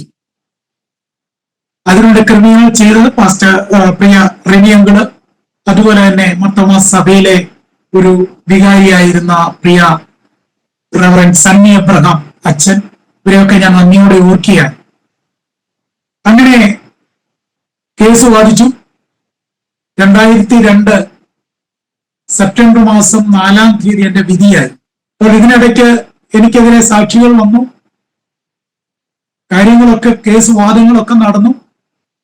അവസാനം സെപ്റ്റംബർ മാസം 4-ാം തീയതി ബാംഗ്ലൂരിലുള്ള സെഷൻ കോർട്ടിന്റെ, ഫാസ്റ്റ് ട്രാക്ക് കോർട്ടിന്റെ വരാന്തയിൽ ഞാൻ നിൽക്കുന്നു. അന്ന് വിധി പറയും. എന്ത് വിധി വരുമെന്ന് എനിക്കറിയില്ല. എന്റെ കൂടെ ഉണ്ടായിരുന്ന എന്റെ റൂംമേറ്റ്സ്, കാരാഗ്രഹത്തിലുള്ള എന്റെ റൂംമേറ്റ്സ് ഒക്കെ ഇങ്ങനെ നോക്കില്ല. അവർ പറഞ്ഞു, ഒരു രക്ഷയുമില്ല, എങ്ങനെ കിട്ടാനോ, നീ പുറത്തു പോകാൻ സാധ്യതയില്ല. അപ്പോൾ ഞാൻ ഈ പള്ളിയിലൊക്കെ പോകുമ്പോൾ അല്ലെങ്കിൽ പ്രാർത്ഥിക്കുമ്പോൾ അവർ പറയും, ഇപ്പൊ ഇരുന്ന് പ്രാർത്ഥിച്ചിട്ട് എന്താ പ്രയോജനം? നീ വെളിയിൽ പോയി, നീ വെളിയിൽ കിടന്ന് നന്മ ചെയ്തിരുന്നു, ഇപ്പോൾ ഇവിടെ കിടന്ന് കഷ്ടം അനുഭവിക്കണമായിരുന്നോ? ഇതിനകത്ത് കിടന്ന് പ്രാർത്ഥിച്ചാൽ ആരെങ്കിലും കേൾക്കുമോ എന്നൊക്കെ എന്നോട് ചോദിക്കുന്നുണ്ട്. അങ്ങനെ ഞാൻ സെപ്റ്റംബർ മാസം 4-ാം തീയതി രാവിലെ സെഷൻ കോർട്ടിന്റെ വാതിൽക്കലെത്തി അവിടെ കാത്തു നിൽക്കുകയാണ്. എന്റെ കൂടെ വന്നവരുടെ എല്ലാം പേരുകൾ വിളിച്ചു. അവരുടെയൊക്കെ കേസുകൾ, ചിലർക്ക് അവധി പറഞ്ഞു, ചിലർക്ക് വിധി പറഞ്ഞു, ഒക്കെ മാറി. അവസാനം എന്റെ കേസിന്റെ വിധി പറയാനുള്ള ടൈമായി. അവസാനം 5 മണിയായി. രാവിലെ മുതൽ 5 മണി വരെ വെള്ളം പോലും കുടിക്കാതെ നിൽക്കുകയാണ്. എന്താണ് വിധിയെന്ന് എനിക്കറിയില്ല. അകത്താണോട്ടാണോ പുറത്തോട്ടാണോ എന്ന് എനിക്കറിയില്ല. എന്ത് ചെയ്യണമെന്നും അറിയില്ല. ആ ഒരു അനുഭവം ജീവിതത്തിന്റെ ആ തകർച്ചയുടെ വക്കിൽ നിന്നുകൊണ്ടുള്ള ഒരു നിൽപ്പാണ്. ഒരു പ്രതീക്ഷ, എല്ലാം അസ്തമിച്ച് നിൽക്കുന്ന നിൽപ്പ്. പക്ഷെ അപ്പോഴും എന്റെ മനസ്സിൽ ഈ ദൈവം പറഞ്ഞ വാക്കുകൾ, ദൈവവചനമൊക്കെ എന്റെ ഹൃദയത്തിൽ കൂടി വരുന്നുണ്ട്. അവസാനം 5 മണിയായപ്പോൾ എന്റെ പേര് വിളിച്ചു. കോർട്ടിലേക്ക് കയറി. ജഡ്ജ് എന്റെ മുഖത്ത് നോക്കുന്നില്ല. കാരണം വിധി പറയുന്ന അന്ന് ആ വിധി എഴുതുന്ന, വിധിവാചകം എഴുതുന്ന പേന പിന്നീട് ആ ജഡ്ജ് ഉപയോഗിക്കത്തില്ല. അതാണ് സിസ്റ്റം. ജഡ്ജ് എന്റെ മുഖത്ത് നോക്കുന്നില്ല. പബ്ലിക് പ്രോസിക്യൂട്ടർ എന്റെ മുഖത്ത് നോക്കി എന്നോട് ചോദിച്ചു, എന്താണ് പ്ലാൻ, എന്ത് ചെയ്യാൻ ആഗ്രഹിക്കുന്നു എന്നൊക്കെ ചോദിച്ചു. അപ്പോൾ ഞാൻ എന്ത് പറയാനാ, ഞാന് അവിടെ ഇങ്ങനെ ഒരു നിസ്സംഗ ഭാവത്തോടെ ഇങ്ങനെ നിൽക്കുകയാണ്. അവസാനം ജഡ്ജ് എന്റെ മുഖത്ത് നോക്കി ഇങ്ങനെ പറയുന്നു, നിന്റെ കേസ് വെറുതെ വിട്ടിരിക്കുന്നു. ന്യായാധിപതികളിൽ ന്യായാധിപതിയായ ദൈവം, ഉന്നതന്മാർക്ക് മീതെ അത്യുന്നതനായ ദൈവം, ഈ ലോകത്തിന്റെ നിയമങ്ങളെ എന്ന് പറയല്ല, നമുക്കെതിരെ വരുന്ന വിധികളെയൊക്കെ തിരുത്തി എഴുതുവാൻ, അനുകൂലമാക്കി മാറ്റുവാൻ കഴിയുന്ന ഒരു ദൈവം ഇന്നും ജീവിക്കുന്നു. അവിടെ നിന്ന് ഞാൻ പുറത്തിറങ്ങി. ഞാൻ 5 മണി വീണ്ടും ജയിലിൽ വരണം, അവിടുത്തെ പ്രൊസീജിയേഴ്സ് ഉണ്ട്. അവിടെ വന്നിറങ്ങി ഉടനെ കൂട്ടുകാരെല്ലാം ഇങ്ങനെ നോക്കിയിരിക്കും, എന്ത് സംഭവിക്കും, ഈ കേസ് തള്ളി, ഒന്നും അറിയത്തില്ല. അവസാനകത്ത് വന്നപ്പോ ഞാൻ പറഞ്ഞു, എന്റെ ദൈവം ജീവിക്കുന്നു, പ്രാർത്ഥന കേൾക്കുന്ന ദൈവം ജീവിക്കുന്നു. അവർക്ക് അത്ഭുതമായി. അങ്ങനെ അവിടെ വെച്ച്, ചുരുക്കത്തിൽ പറയട്ടെ, അവിടെ വെച്ച് പ്രൊസീജിയർ ഒക്കെ തീർത്തു. എന്റെ ഒരു സുഹൃത്ത് വെളിയിൽ വന്നു. അദ്ദേഹത്തിന്റെ വീട്ടിൽ കൊണ്ടുപോയി പിറ്റേ ദിവസം എന്നെ നാട്ടിലേക്ക് പറഞ്ഞയച്ചു. ഇവിടെ വെച്ച് ഒരു സാക്ഷ്യം പറയാനുണ്ട്. അന്ന് എന്റെ കൂടെ ഉണ്ടായിരുന്ന പലരും ഈ ക്രിസ്തുവിനെ അറിയുവാനിടയായി. അതൊരു സാക്ഷ്യമാണ്. ഞാൻ പിറ്റേ ദിവസം ബാംഗ്ലൂരിൽ നിന്ന്, എന്റെ ആ സുഹൃത്തിന്റെ ഭവനത്തിൽ വീണ്ടും ബാംഗ്ലൂരിൽ നിന്ന് ഞാൻ നാട്ടിലേക്ക് വരികയാണ്. നാട്ടിൽ ആർക്കും വിവരം അറിയില്ല. കേസ് വിട്ടതും അറിയില്ല, കേസ് നടന്നതും അറിയില്ല, ഒന്നും അറിയില്ല. ഞാൻ എൻ്റെ നാട്ടിൽ ഒരു ഉച്ച സമയത്ത് 1:30 മണിക്ക് കോട്ടയത്ത് നിന്ന് ചമ്പക്കര എന്ന് പറയപ്പെടുന്ന ഒരു ബസ്സുണ്ട് എരുമേലിക്ക് പോകുന്നത്. അതിന് കയറി ചുങ്കപ്പാറ ജംഗ്ഷനിൽ വന്ന ഉച്ചയ്ക്ക് ഒരു 1:30 മണിയായപ്പോൾ ഞാൻ വന്നിറങ്ങി. കയ്യിലൊരു ബാഗുണ്ട്. അന്ന് ഇറങ്ങിയപ്പോൾ എല്ലാവർക്കും അത്ഭുതമായി. എന്റെ സഹോദരങ്ങളൊക്കെ അവന്റെ ചുറ്റുപാടുകളിൽ നിൽപ്പുണ്ട്, എന്റെ കൂടെ പഠിച്ചവരുണ്ട്. അതിലൊരു സുഹൃത്ത് ഓടി വന്നിട്ട് എന്നോട് ചോദിച്ചൊരു ചോദ്യമുണ്ട്, നീ ഇപ്പോഴും ജീവനോടെ ഇരിക്കുന്നു? ഞങ്ങൾ വിചാരിച്ചു നീ എപ്പോഴേ മരിച്ചെന്ന്. അങ്ങനെയുള്ള ആ ഒരു ജീവിത അനുഭവത്തിൽ നിന്ന് ദൈവം എന്നെ പുറത്തു കൊണ്ടുവന്ന് വീട്ടിൽ വന്നു. അപ്പോൾ ഇതിനിടയ്ക്ക് വേറൊരു കാര്യം കൂടെ ഞാൻ പറയാൻ ആഗ്രഹിക്കുകയാണ്. ഈ കാരാഗ്രഹത്തിലായിരുന്ന സമയത്ത് എന്റെ ഭവനത്തിൽ വലിയൊരു അത്ഭുതം നടന്നു. അത് മറ്റൊന്നുമല്ല, എന്റെ രണ്ടാമത്തെ സഹോദരൻ ഈ ക്രിസ്തുവിനെ അറിയുവാനിടയായി, രക്ഷിക്കപ്പെടാനിടയായി, താൻ വിശ്വാസിയായി മാറി. അതിനുശേഷമാണ് ഞാൻ എന്ത് ചെയ്യുന്നത്, അവിടെ നിന്ന് വിടുതൽ പ്രാപിച്ച നാട്ടിലെത്തുന്നത്. അപ്പോൾ മർത്തോമാ സഭയിൽ അവർ വിശ്വാസത്തിന് പെന്തക്കോസ് ആരാധനയിൽ അവർ പോകാൻ തുടങ്ങി. ദേശം മുഴുവൻ എനിക്ക് വേണ്ടി പ്രാർത്ഥിച്ചുകൊണ്ടിരിക്കും. കാരണം ഈ സഹോദരൻ രക്ഷിക്കപ്പെട്ടത് കൊണ്ട് സഭയിലുള്ള ദേവദാസന്മാർ, വിശ്വാസ കുടുംബങ്ങൾ എല്ലാവരും എനിക്ക് വേണ്ടി പ്രാർത്ഥിച്ചുകൊണ്ടിരിക്കുകയാണ്. അങ്ങനെ വിടുതൽ പ്രാപിച്ചു, നാട്ടിലെത്തി. അപ്പോൾ നാട്ടിലെത്തി കഴിഞ്ഞപ്പോൾ എല്ലാവർക്കും അത്ഭുതമായി. അത് അങ്ങനെ ഞാൻ നാട്ടിൽ നിൽക്കുകയാണ്. അപ്പോൾ മുമ്പ് പിന്നീട് എന്ത് ചെയ്യണം എന്നെനിക്ക് ആരും ഒരു ഊഹമില്ല. അപ്പോൾ എന്റെ ചിന്ത, നാമത്തിന് വേണ്ടി ദേവദാസന്മാരെ എങ്ങനെയെങ്കിലും ഒന്ന് സഹായിച്ചാൽ മതി. കാരണം സുവിശേഷകനാകണമെന്ന് വലിയ ആഗ്രഹമില്ല, ഈ വചനം എടുക്കണമെന്ന് വലിയ ആഗ്രഹമില്ല, സുവിശേഷമൊന്നും ആകണ്ട, പിന്നെ തീരാ മതി. ദൈവദാസന്മാരെ എങ്ങനെയെങ്കിലും അധ്വാനിച്ച് ജോലി ചെയ്ത് അവരെ പണം കൊടുത്ത് ദൈവവേലയ്ക്ക് സഹായിച്ചാൽ മതി, ഇങ്ങനെ ചിന്തയും. എന്നാൽ ദൈവം എന്നെ തൊട്ടു, ദൈവം എന്റെ മനസ്സ് മാറ്റി. അങ്ങനെ 2023 ഞാൻ നാട്ടിൽ വന്നു. ഡിസംബർ മാസത്തിൽ ഞാൻ സ്നാനപ്പെടുന്നു. 2023 എന്റെ ഒരു കസിൻ, ബൈബിൾ കോളേജിൽ പഠിക്കുന്ന പ്രിയ ദേവദാസൻ, ബിനോവി ജോൺ എന്നാണ് അദ്ദേഹത്തിന്റെ പേര്. അദ്ദേഹം ബൈബിൾ കോളേജിൽ പഠിക്കുക. അദ്ദേഹം എന്നോട് പറഞ്ഞു, ഒരു കാര്യം ചെയ്യും, ഇവിടെ ബൈബിൾ കോളേജിൽ പുതിയൊരു അക്കാഡമിക് ആരംഭിക്കുകയാണ്, അവിടേക്ക് ഒരു ആപ്ലിക്കേഷൻ കൊടുക്കും. എനിക്കിതിനെക്കുറിച്ച് യാതൊരു വിവരവുമില്ല, എങ്ങനെ പഠിക്കണം, എന്ത് ചെയ്യണം എന്നൊരു ധാരണയില്ല. ഏതായാലും ആപ്ലിക്കേഷൻ കൊടുത്തു. അങ്ങനെ ചെറുവക്കിലുള്ള ന്യൂ ലൈഫ് ബിബ്ലിക്കൽ സെമിനാരിയിൽ ഞാൻ 2023 ഫെബ്രുവരി മാസത്തിൽ, ഏപ്രിൽ മാസത്തിൽ ഞാൻ അവിടെ വരികയാണ്.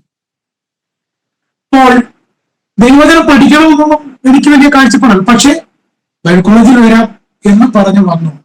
കാരണം എങ്ങനെയും കാര്യങ്ങളൊക്കെ നടക്കുമല്ലോ. അവിടെ വന്നു കഴിഞ്ഞു, ഇന്റർവ്യൂ ഒക്കെ അറ്റൻഡ് ചെയ്ത് അവിടെ അഡ്മിഷൻ കിട്ടി.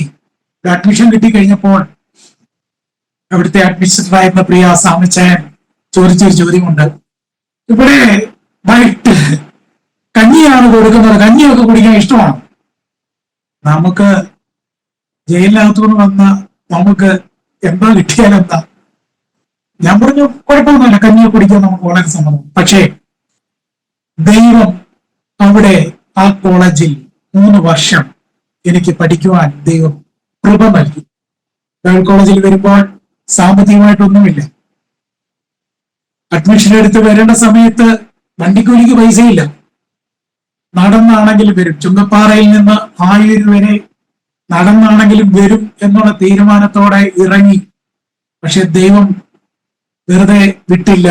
ഇറങ്ങിയ സമയത്ത് പലയിടങ്ങളിൽ നിന്ന് വണ്ടിക്കൂലിയേക്കാൾ അധികം സാമ്പത്തികം ദൈവം അവിടെ എനിക്ക് നൽകുവാൻ ഇടയായി. അങ്ങനെ ഒരുപാട് അനുഭവങ്ങൾ എന്റെ ജീവിതത്തിലുണ്ട്. അങ്ങനെ ബൈബിൾ കോളേജിൽ പഠിച്ചു, 3 വർഷം പഠിച്ചു. 3 വർഷം പഠിക്കുമ്പോൾ എന്നേക്കാൾ സീനിയേഴ്സ് ആയിട്ടുള്ള ഒരുപാട് പേരുണ്ട്, എന്നേക്കാൾ അനുഭവ സമ്പത്തുള്ളവരുണ്ട്, നല്ല വിദ്യാഭ്യാസമുള്ളവരുണ്ട്, എല്ലാവരും ഉണ്ട്. പക്ഷെ അവരുടെ നടുവിലും ദൈവം മുൻപ് കാരാഗ്രഹത്തിൽ എനിക്ക് വേണ്ടി ഒരു സ്ഥാനം ഒരുക്കിയതുപോലെ ഈ ബൈബിൾ കോളേജിലും എനിക്ക് വേണ്ടി ദൈവം ഒരു സ്ഥാനം ഒരുക്കി, അവിടെ ഒരു ലീഡറായിട്ടൊക്കെ മാറ്റി. അങ്ങനെ 3 വർഷം ആ സ്ഥാപനത്തിൽ എനിക്ക് ദൈവവചനം പഠിക്കുവാൻ ദൈവം കൃപ നൽകി. പ്രിയ ന്യൂ ലൈഫ് മിനിസ്ട്രീസിന്റെ സ്ഥാപകൻ doctor Johnson Daniel, Lizzy aunty, പ്രിയ സാമച്ചായൻ, അവിടെയുള്ള പ്രിയ അധ്യാപകർ, എനിക്ക് ഒരിക്കലും മറക്കാൻ പറ്റാത്ത പ്രിയപ്പെട്ടവരാണ് ഇവരൊക്കെ. ഈ ബൈബിൾ കോളേജ് പഠനകാലത്ത് ഒരുപാട് അനുഭവങ്ങളുണ്ട്. കാരണം സാമ്പത്തികമായിട്ട് ഒരു സപ്പോർട്ടില്ല, സഹായിക്കാൻ ആരുമില്ല. മാസത്തിൽ ഒരിക്കൽ വീട്ടിൽ പോകാം, പക്ഷെ എല്ലാവരും വീട്ടിൽ പോകുന്ന സമയത്ത് ഞാൻ പോകാറില്ല. കാരണം വണ്ടിക്കൂലിക്ക് പൈസയില്ല. ആ സമയത്തൊക്കെ ഈ കോളേജിൽ ഞാനായിരിക്കുമ്പോൾ ചെയ്യുന്ന ഒരു കാര്യമുണ്ട്.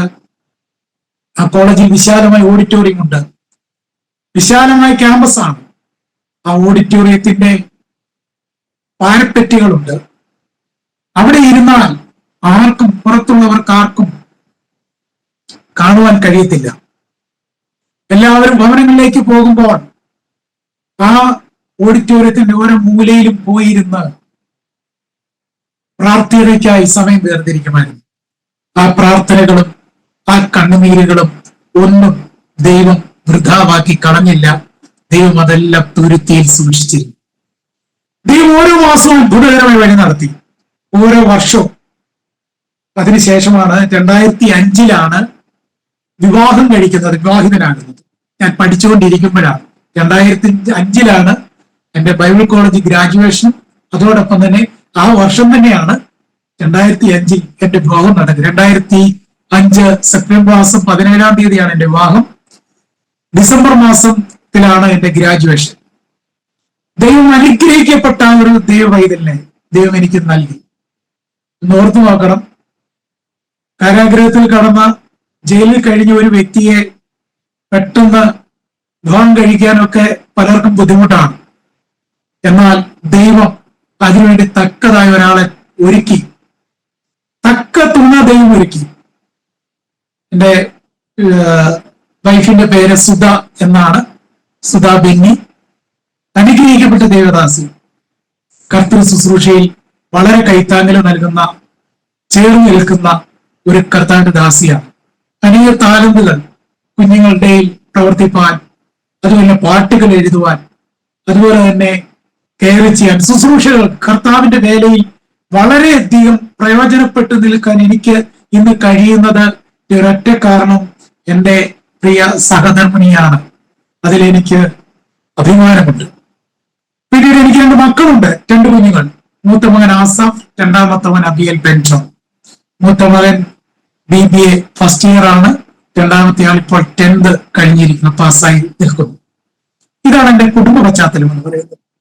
അപ്പോൾ ഞാൻ വിവാഹം കഴിക്കാനായിട്ട് കടന്നു ചെല്ലുന്ന സമയത്ത്, അല്ലെങ്കിൽ കാണാൻ ചെല്ലുന്ന സമയത്ത്, ബൈബിൾ കോളേജിൽ നിന്നാണ് ഞാൻ കാണാനായിട്ട് പോകുന്നത്.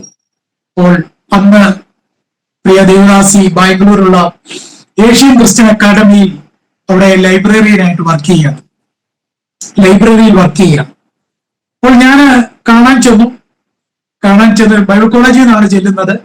ചെന്ന് കഴിഞ്ഞിട്ട് ഞാൻ കണ്ടു കഴിഞ്ഞിട്ട് പറഞ്ഞ ഒരൊറ്റ എനിക്ക് സ്വന്തമെന്ന് പറയാനൊന്നുമില്ല, ഒറ്റ കാര്യമേ ഉള്ളൂ, ദൈവ കൃപയുണ്ട്. പിന്നീട് എന്നെ സുവിശേഷ വേലയ്ക്ക് വേണ്ടി വിളിച്ചതാണ്. അത് ഇനി എവിടേക്കാണ് ദൈവം അയക്കുന്നതെന്ന് എനിക്ക് പറയാൻ പറ്റത്തില്ല. അത് മരുഭൂമിയിലാണെങ്കിൽ അവിടെ, കാട്ടുകളിലാണെങ്കിൽ അത് എവിടെയാണോ അവിടേക്ക് പൂർണ്ണ മനസ്സോടെ വരുവാൻ ഒരുക്കമാണെങ്കിൽ വിവാഹത്തിന് ഞാൻ റെഡിയാണ് എന്ന് പറഞ്ഞു. അതോടെ മറ്റൊരു കാര്യം പറഞ്ഞു, എന്റെ ജീവിത പശ്ചാത്തലം ഇതാണ്, ഞാൻ കാരാഗ്രഹത്തിൽ കിടന്ന ജയിലിൽ കിടന്ന വ്യക്തിയാണ്, ഇത് പറയും. സമ്മതമാണെങ്കിൽ നമുക്ക് മുൻപോട്ട് പോകും. എന്തിനേറെ പറയുന്നു, അതങ്ങ് സമ്മതിച്ച്, എന്തോർത്തോണ്ട് സമ്മതിച്ചതൊന്നും എനിക്കറിയില്ല. പക്ഷേ പ്രിയ ദേവദാസി പൂർണ്ണ മനസ്സോടെ അത് ഏറ്റെടുത്തു, അത് സമ്മതിച്ചു. അന്ന് മുതൽ ഇന്ന് വരെയും എന്റെ ജീവിതയാത്രയിൽ ശുശ്രൂഷകളുടെ വിവിധ കാലഘട്ടങ്ങളിൽ, പരിശോധനകളുടെയും പ്രതിസന്ധികളുടെയും എല്ലാം കാലഘട്ടത്തിൽ തക്ക തുണയായി എനിക്ക് എന്നോട് കൂടെ ഇന്നും ഉണ്ട്. അതിൽ ഞാൻ ദൈവത്തിന് നന്ദി പറയുക. ഇപ്പോൾ 2025 ഞാൻ ഗ്രാജുവേറ്റ് ചെയ്തു. അതിനുശേഷം എന്ത് ചെയ്യണമെന്ന്, മുൻപോട്ട് എന്ത് ചെയ്യണമെന്ന് അറിയില്ല. അതിനുശേഷം എനിക്ക് പഠിക്കാനുള്ള, ഹയർ സ്റ്റഡീസ് ചെയ്യാനുള്ള ഒരു അവസരം ദൈവം ഒരുക്കി. അങ്ങനെ ബാംഗ്ലൂരുള്ള ഏഷ്യൻ ക്രിസ്ത്യൻ അക്കാദമിയിൽ പ്രിയ ദേവദാസി വർക്ക് ചെയ്യുന്ന ആ കോളേജിലേക്ക് കടന്നുപോയി. ഹയർ സ്റ്റഡീസ് ചെയ്യുമ്പോൾ നമുക്കറിയാം, സ്പോൺസേഴ്സ് ആരുമില്ല. ഇന്ന് വരെ എന്റെ പഠനത്തിൽ ഒരു സ്പോൺസറും ഇല്ല. കുടുംബമാണ്, ജീവിതത്തിന്റെ പല സാഹചര്യങ്ങളുണ്ട്, മാതാപിതാക്കളുണ്ട്, അവരെയൊക്കെ കെയർ ചെയ്യണം. എന്റെ സഹധർമ്മിണിക്ക് ലഭിക്കുന്ന തുച്ഛമായ ഒരു സാലറിയാണ്, അതിൽ നമ്മുടെ ജീവിത സാഹചര്യങ്ങളെല്ലാം കഴിഞ്ഞു പോകണം. പക്ഷെ ദൈവം ഒന്നിനും മുട്ടുവരുത്താതെ ദൈവം അവിടെയും കാത്തു സൂക്ഷിച്ചു. എന്റെ ആദ്യത്തെ കുഞ്ഞ് അവിടെയാണ് ജനിക്കുന്നത്. അതോടൊപ്പം തന്നെ അവന്റെ വളർച്ച അവിടെയാണ്. എന്റെ 3 വർഷത്തെ പഠനം അവിടെയായിരുന്നു. ഈ കാലങ്ങളിലെല്ലാം അനേക പ്രയാസങ്ങൾ, രോഗങ്ങൾ, പ്രതിസന്ധികൾ, കടഭാരങ്ങളൊക്കെ വന്നിട്ടുണ്ട്. ചില സമയങ്ങളിൽ ഞങ്ങള് ഒരു അന്നുള്ള വെജിറ്റബിൾ, കാരണം ഞങ്ങള് ഫാമിലി ആയതുകൊണ്ട് വീട്ടുകൾ ക്വാർട്ടേഴ്സിലാണ് താമസിക്കുന്നത്. അപ്പോൾ ഒരു പച്ച വെജിറ്റബിൾസ് വാങ്ങാൻ പോലും സാമ്പത്തികമായി നന്മയില്ലാതിരുന്ന സമയങ്ങളുണ്ട്. പക്ഷെ അന്നും ആ സമയത്തും ദൈവം തക്ക ആൾക്കാരെ നൽകി. എന്തിനാ ഏലിയാവിന് കാക്ക അയച്ചു കൊടുക്കുന്നത് പോലെ അതാണ് സമയങ്ങളിൽ ദൈവം കരുതി പരിപാലിച്ചു. അവിടെയുള്ള ജീവിതത്തിൽ മറക്കാൻ പറ്റാത്ത ഒരു ആന്റി ഉണ്ട്. ആ ആന്റിയെ ഞങ്ങൾ വിളിക്കും ഡോക്ടർ ആന്റി എന്ന് വിളിക്കും. കാരണം അദ്ദേഹം, ആ ആന്റിയുടെ ഹസ്ബൻഡ് ഒരു ഡോക്ടറാണ്. ഒരു പ്രായമായ ഒരു ആന്റിയാണ്. അവർക്ക് മക്കളില്ല, അവർക്ക് മറ്റാരും സഹായത്തിന്. അപ്പോൾ അവര് വീട്ടിൽ വെജിറ്റബിൾസ് ഒക്കെ വാങ്ങാൻ ഞങ്ങളാണ് ഹെൽപ്പ് ചെയ്യുന്നത്. അപ്പോൾ എല്ലാ ശനിയാഴ്ചയും പ്രിയ ആന്റി വരും. ഇന്ന് ആന്റി നിത്യതയിൽ വിശ്രമിക്കുകയാണ്. ആന്റി വന്നിട്ട് പറയും, ഇനി മാർക്കറ്റിൽ ഒന്ന് പോകണം, മാർക്കറ്റിൽ പോയിട്ട് എനിക്ക് ഇങ്ങനെ സാധനങ്ങൾ വാങ്ങും. അതിന്റെ കൂട്ടത്തിൽ വേറൊരു അല്പം പണം കൂടെ തരും. എന്നിട്ട് പറയും, ഇത് നിങ്ങൾക്ക് വേണ്ടിയിട്ടുള്ളതാണ്. പറഞ്ഞതിന്റെ സാരം, ദൈവം കണ്ടിട്ടുണ്ടെങ്കിൽ, ദൈവം നടത്തിയിട്ടുണ്ടെങ്കിൽ, ഓരോ സമയത്തും ദൈവം തക്കതായ വഴികളെ ഒരുക്കിയാണ് ദൈവം ഇതുവരെയും കൊണ്ടുവന്നത്. ഇതൊക്കെ ചുരുക്കമായ വാക്കുകളാണ്. ഒരുപാട് സാക്ഷ്യങ്ങൾ, ഒരുപാട് അനുഭവങ്ങളുണ്ട് ഇതുപോലെ പറയാൻ. ദൈവം ഈച്ചവരിതിങ്ങിൽ ദൈവം അത്ഭുതകര വഴി നടത്തിയ സംഭവങ്ങളുണ്ട്, അനുഭവങ്ങളുണ്ട്. എന്തിനേറെ പറയുന്നു, ബാംഗ്ലൂർ, ഞങ്ങൾ മൈസൂരിൽ നിന്ന് വരെ ആൾക്കാർ വന്നിട്ട് നമുക്ക് നന്മ നൽകിയിട്ട് പോയിട്ടുണ്ട്. ഇതൊക്കെ നന്ദിയോട് ഓർക്കുകയാണ്. എന്റെ കുഞ്ഞിന് ചെറുപ്പകാലങ്ങളിൽ ഇടാൻ ഒരു വസ്ത്രം ഞാൻ പൈസ കൊടുത്ത് ഞങ്ങൾ വാങ്ങിയിട്ടില്ല. ഏറ്റവും മേത്തരമായ വസ്ത്രങ്ങളാണ് അവൻ ചെറുപ്പകാലങ്ങളിൽ അവൻ ഉപയോഗിച്ചിരുന്നത്. അതെല്ലാം നൽകിയിരുന്നത് എൻ്റെ ഒരു പ്രൊഫസർ കുടുംബവുമാണ്. എന്ന് പറഞ്ഞാൽ അത്രയ്ക്ക് സ്നേഹിക്കുന്ന, സഹായിക്കുന്ന, മനസ്സലിവുള്ള ഒരു കൂട്ടം ജനത്തെ ദൈവം അവിടെ ഞങ്ങൾക്ക് വേണ്ടി ഒരുക്കിയിരുന്നു. 2009 ഗ്രാജുവേറ്റ് ചെയ്തിട്ടാണ് ഞങ്ങൾ നാട്ടിലേക്ക് വരുന്നത്. പിന്നീട് തുടർന്ന് എന്ത് ചെയ്യണമെന്ന് ഞങ്ങൾ അറിയുന്നില്ല. അപ്പോൾ അവിടെ ഒരുപാട് ഓപ്പർച്യൂണിറ്റീസ് എനിക്കുണ്ട്, അവിടെ തന്നെ നിൽക്കാം എന്നൊക്കെ എനിക്കുള്ള ഓഫറൊക്കെ ഉണ്ട്. പക്ഷേ ദൈവം ആ സമയത്ത് എന്നെ നാട്ടിലേക്ക് അയച്ചു. ഒരു സഭയുടെ പാസ്റ്റർ, ഞങ്ങളുടെ മാതൃസഭയുടെ പാസ്റ്റർ ജി തോമസ് കുട്ടി അവர்களായിരുന്നു അന്ന് ഞങ്ങളുടെ സഭയുടെ മാതൃസഭയുടെ പാസ്റ്റർ. ബേഗൂർ സെന്ററിൽപ്പെട്ട മരുതപ്പള്ളി സഭയിലും IPC സഭയുടെ പാസ്റ്റർ അദ്ദേഹമായിരുന്നു. അദ്ദേഹം UK പോയ സമയത്ത് അദ്ദേഹം എന്നെ വിളിച്ചിട്ട്, പിന്നെ ഈ ഒരു കാര്യം ചെയ്യും, ഞാൻ UK പോവുകയാണ്, അതുകൊണ്ട് കുറച്ചു നാൾ ആ സമയം ഇവിടെ നാട്ടിൽ വന്നിരുന്ന സഭയൊന്ന് ശുശ്രൂഷിക്കാം. ഞാൻ പറഞ്ഞു ചെയ്യാം. അങ്ങനെയാണ് ഞാൻ നാട്ടിലേക്ക് വരുന്നത്. അതൊരു വഴിത്തിരിവായിരുന്നു. അപ്പോൾ 98 മുതൽ 2002 വരെ, 2002 മുതൽ ഉള്ള ജീവിത അനുഭവങ്ങളാണ് ഈ പറഞ്ഞു വരുന്നത്. 2009 ശേഷം ദൈവം വേറൊരു മേഖലയിലേക്കാണ് ദൈവം എന്നെ കൊണ്ടെത്തിച്ചത്. ഇവിടെ ഒരു സഭയുടെ ഒരു താൽക്കാലിക ശുശ്രൂഷകനായിട്ട് വന്നു. പക്ഷെ ദൈവം എന്നെ ന്യൂ ലൈഫ് വൈദിക സെമിനാരിയിൽ ഒരു അധ്യാപകനാക്കി ദൈവം നിയോഗിക്കാനിടയായി, ദൈവം മാറ്റുവാനിടയായി. അവിടെ 2009 മുതൽ ദൈവവചനം പഠിപ്പിക്കുവാൻ ദൈവം കൃപ നൽകി. അനേക യൗവനക്കാരെ ദൈവവചനം പഠിപ്പിക്കുവാൻ ദൈവം ഈ എളിയവനെ കൃപ നൽകി.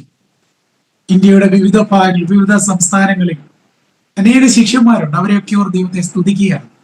ദൈവത്തിന് വേണ്ടി നിൽക്കുന്ന പ്രിയപ്പെട്ടവരെ കാണുമ്പോൾ ദൈവത്തിന് ഇതൊക്കെ കാണുമ്പോൾ ഒരു കാര്യം ഓർമ്മയുണ്ട്, ഇത്രത്തോളം കൊണ്ടുവരുവാൻ ഞാൻ എന്തുള്ളൂ. അങ്ങനെ 2009 മുതൽ 2022 വരെയുള്ള കാലഘട്ടം ശുശ്രൂഷയുടെ ഒരു വേദികൾ തന്നെയായിരുന്നു. വൈദിക സെമിനാരിയിൽ അധ്യാപന ജീവിതം, അതോടൊപ്പം അവിടെയുള്ള ചില ഉത്തരവാദിത്തങ്ങളുണ്ട്. സ്റ്റുഡന്റ് ഡീനായിട്ടൊക്കെ വർക്ക് ചെയ്യുന്നു. അതോടൊപ്പം തന്നെ വടക്കേന്ത്യയിലേക്കുള്ള സെമിനാരിയിൽ നിന്നുള്ള വടക്കേന്ത്യൻ ട്രിപ്പുകൾ, നോർത്ത് ഇന്ത്യൻ മിഷണറി ട്രിപ്പുകൾ, നോർത്ത് ഇന്ത്യൻ വിവിധയിടങ്ങളിൽ, ഡൽഹി, ചണ്ഡീഗഡ്, ഛത്തീസ്ഗഡ്, രാജസ്ഥാൻ, മധ്യപ്രദേശ്, ഒറീസ, ഗുജറാത്ത്, ആന്ധ്രാപ്രദേശ്, തമിഴ്നാട്, മിക്ക സ്റ്റേറ്റുകളിലും കടന്നുപോയി ക്രിസ്തുവിന്റെ സാക്ഷിയായി നിൽക്കുവാൻ ദൈവം കൃപ നൽകിയതോർത്ത് ദൈവത്തെ സ്തുതിക്കുകയാണ്. അതോടൊപ്പം ഉത്തർപ്രദേശിൽ ഞങ്ങൾ ഫാമിലി ആയിട്ട്, ഞങ്ങളുടെ കുഞ്ഞുങ്ങൾക്ക് 5ഉം 8ഉം വയസ്സുള്ളപ്പോൾ ജോൺപൂർ എന്ന് പറയപ്പെടുന്ന ഒരു ഗ്രാമത്തിൽ ഞങ്ങൾ കടന്നുപോയി 2 ആഴ്ചക്കാലം ഈ മിഷണറി പ്രവർത്തനങ്ങളിൽ ഏർപ്പെടുവാൻ ദൈവം കൃപ നൽകി. അതൊക്കെ ഞങ്ങളുടെ ജീവിതത്തിൽ വലിയ ജീവിത അനുഭവങ്ങളാണ്. ദൈവം നൽകിയ വലിയ അനുഭവങ്ങളാണ്. ക്രിസ്തീയ ശുശ്രൂഷകളിൽ നിൽക്കുവാൻ ബലവും ഊർജവും നൽകിയത് ഈ യാത്രകളിൽ കണ്ട ദൈവദാസന്മാരുടെ ജീവിതാനുഭവങ്ങൾ, വടക്കേന്ത്യകളിൽ ശുശ്രൂഷിക്കുന്ന കർത്തൃ ശുശ്രൂഷന്മാരുടെ ജീവിതാനുഭവങ്ങളൊക്കെയാണ് ഞങ്ങളെ ഈ ശുശ്രൂഷകളിൽ മുൻപോട്ട് പോകുവാൻ ഊർജവും ബലവും നൽകിയത്. അങ്ങനെ സഭാ ശുശ്രൂഷയുണ്ട്. അതോടൊപ്പം ഞങ്ങൾ അധ്യാപകനാണെങ്കിലും, അതോടൊപ്പം സഭാ ശുശ്രൂഷയുണ്ടെങ്കിലും, മറ്റ് മീറ്റിങ്ങുകളൊക്കെ പോകുന്നെങ്കിലും ഞങ്ങൾ കുടുംബമായി ചെയ്തു വരുന്നൊരു പ്രത്യേക ശുശ്രൂഷയുണ്ട്. അത് കുഞ്ഞുങ്ങളുടെ ഇടയിലുള്ള ശുശ്രൂഷയാണ്, ചൈൽഡ് ഇവാഞ്ചലിസം. തിരുവല്ലയുള്ള തിമോത്തി ഇൻസ്റ്റിറ്റ്യൂട്ട് എന്ന് പറയപ്പെടുന്ന ഓർഗനൈസേഷനോട് ചേർന്ന് കഴിഞ്ഞ ദീർഘവർഷങ്ങളായി ഞങ്ങൾ ഫാമിലിയായി കുഞ്ഞുങ്ങളുടെ VBS, ചിൽഡ്രൻ ഫസ്റ്റ്, അതുപോലെ യൂത്ത് ക്യാമ്പുകൾ തുടങ്ങിയവയിൽ ഞങ്ങൾ സജീവമായി പങ്കെടുക്കുകയാണ്. ഞങ്ങൾ കുടുംബമായി, കുഞ്ഞുങ്ങൾ ഉൾപ്പെടെ ഈ മാസവും 1-ാം തീയതി മുതൽ, ഈ ആദ്യ ആഴ്ചകൾ മുതൽ തന്നെ അതിന്റെ ഒരു തിരക്കിലാണ്. ഈ ആഴ്ചകളിലും അത് നടന്നുകൊണ്ടിരിക്കുന്നു. പ്രത്യേകം പ്രാർത്ഥിക്കുക. അപ്പോൾ കുഞ്ഞുങ്ങളുടെ ഇടയിലുള്ള ഒരു ശുശ്രൂഷ ദൈവം ഞങ്ങളെ ഭരമേൽപ്പിച്ചിട്ടുണ്ട്. അത് ഞങ്ങൾ കടന്നു ചെല്ലുന്ന ഇടങ്ങൾ അത് ഞങ്ങളുടെ ജീവിതത്തിൽ വലിയ അനുഗ്രഹമായി മാറിയിട്ടുണ്ട്. അപ്പോൾ ഇതാണ് ഞങ്ങളുടെ ശുശ്രൂഷ വേദികൾ അല്ലെങ്കിൽ ശുശ്രൂഷ കാലഘട്ടം എന്ന് പറയപ്പെടുന്നത്. ഇനി പറയപ്പെടുന്നത് 2022 മുതൽ 2026 വരെയുള്ള ജീവിത അനുഭവമാണ്. ഈ കോളേജ് അധ്യാപന കാലഘട്ടം, ശുശ്രൂഷ കാലഘട്ടം, ഇതിനിടയിൽ അനേക സംഭവങ്ങൾ നടക്കുന്നുണ്ട്. പ്രതികൂലങ്ങൾ വരാറുണ്ട്, പ്രതിസന്ധികളുണ്ട്, രോഗങ്ങളുണ്ട്, ആശുപത്രി വാസങ്ങളുണ്ട്, ഇതൊക്കെയുണ്ട്. ഒരു വാഹനത്തിന് വേണ്ടി കൊതിച്ച സമയങ്ങളുണ്ട്. എന്തിനേറെ പറയാൻ, ഞങ്ങൾ ആദ്യം ശുശ്രൂഷിക്കുന്ന സമയത്ത് അവിടേക്ക് വാഹന സൗകര്യമില്ല, നടന്നു വേണം കടന്നു പോകുവാൻ. ദൈവദാസി അന്ന് 2 മാസം പ്രഗ്നന്റ് ആണ്. വാഹനമില്ല പോകാൻ. ഞങ്ങൾ നടന്നാണ് അവിടേക്ക് പോകുന്നത്. അങ്ങനെ നടന്നുപോയി തിരിച്ചു വന്നു. പക്ഷെ ആ നടത്ത വലിയൊരു പ്രതിസന്ധിയിലേക്ക് കൊണ്ടുപോയി. പിന്നീട് അതിന്റെ വലിയ ബുദ്ധിമുട്ടുകൾ അനുഭവിക്കേണ്ടതായിട്ട് വന്നു. ഈ രണ്ടാമത്തെ കുഞ്ഞ് ഞങ്ങൾക്ക് ലഭിക്കുമോ എന്ന് പോലും ഭാരപ്പെട്ടിരുന്ന ഒരു സമയമുണ്ടായിരുന്നു. എന്നാൽ ദൈവം അവിടെയെല്ലാം സൂക്ഷിച്ചു. ആരോഗ്യമുള്ള അനുഗ്രഹിക്കപ്പെട്ട ഒരു കുഞ്ഞിനെ ദൈവം ഞങ്ങൾക്ക് നൽകി. രണ്ടാമത്തെ ഒരു കുഞ്ഞ്. അവനിന്ന് ഞങ്ങളോടൊപ്പം BBS ഡയറക്ടറായിട്ട് വരികയാണ്. അപ്പോൾ അതോടൊപ്പം തന്നെ വാഹനത്തിന് വേണ്ടി ഞങ്ങൾ ആഗ്രഹിച്ച സമയമുണ്ട്. പക്ഷെ ദൈവം തക്ക സമയത്ത് ഞങ്ങൾക്ക് വാഹനം നൽകി. പഠിച്ചുകൊണ്ടിരിക്കുന്ന സമയത്ത് അസൈൻമെന്റുകൾ ടൈപ്പ് ചെയ്യാൻ അന്ന് ടൈപ്പ് ചെയ്ത് കൊടുക്കണം. കമ്പ്യൂട്ടറില്ല, ലാപ്ടോപ്പില്ല, എന്ത് ചെയ്യണമെന്ന് അറിയില്ല. എന്തിനേറെ പറയുന്നു, ആ സമയത്ത് എൻ്റെ ക്ലാസ്മേറ്റ് ആയിരുന്ന ഒരു സഹോദരി, അവൾ ഒരു ലാപ്ടോപ്പ് മേടിച്ചിട്ട് അതെനിക്ക് നൽകി. അങ്കിള് വർക്ക് ചെയ്തതിന് ശേഷം മതി ഞാൻ വർക്ക് ചെയ്യുന്നത്. അപ്പോൾ ദൈവത്തിന്റെ ഒരു കരുതലാണ് ഞാൻ പറയുന്നതിന് സാരം. ഈച്ച് ആൻഡ് എവരി മൂവ്മെന്റിൽ ദൈവത്തിന്റെ ഒരു കരുതലുണ്ടായിരുന്നു.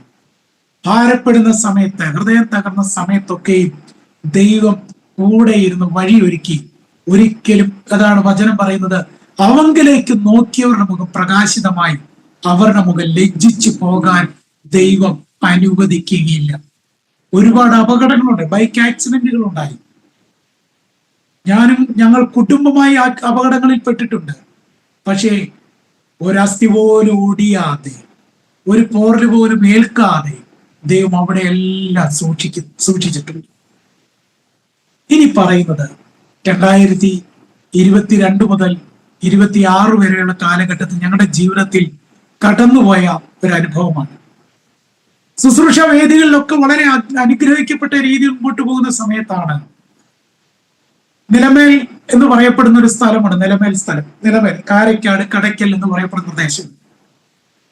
ക്രൈസ്തവർ വളരെ ചുരുക്കമുള്ള ഒരു സ്ഥലം. മറ്റുള്ള മതവിഭാഗങ്ങളൊക്കെ ഉള്ള തിങ്ങിപ്പാർക്കുന്ന ഇടമാണ്. അവിടേക്ക് ശുശ്രൂഷയ്ക്കായി കർത്താവ് എന്നെ അയക്കുവാനായിട്ട്, അതും പ്രിയ ജി തോമസ് കുട്ടി പാസ്റ്റർ, ഞാൻ നന്ദിയോടെ ഇവർക്കും നിലമേൽ സെന്ററിന്റെ ശുശ്രൂഷകനാണ്.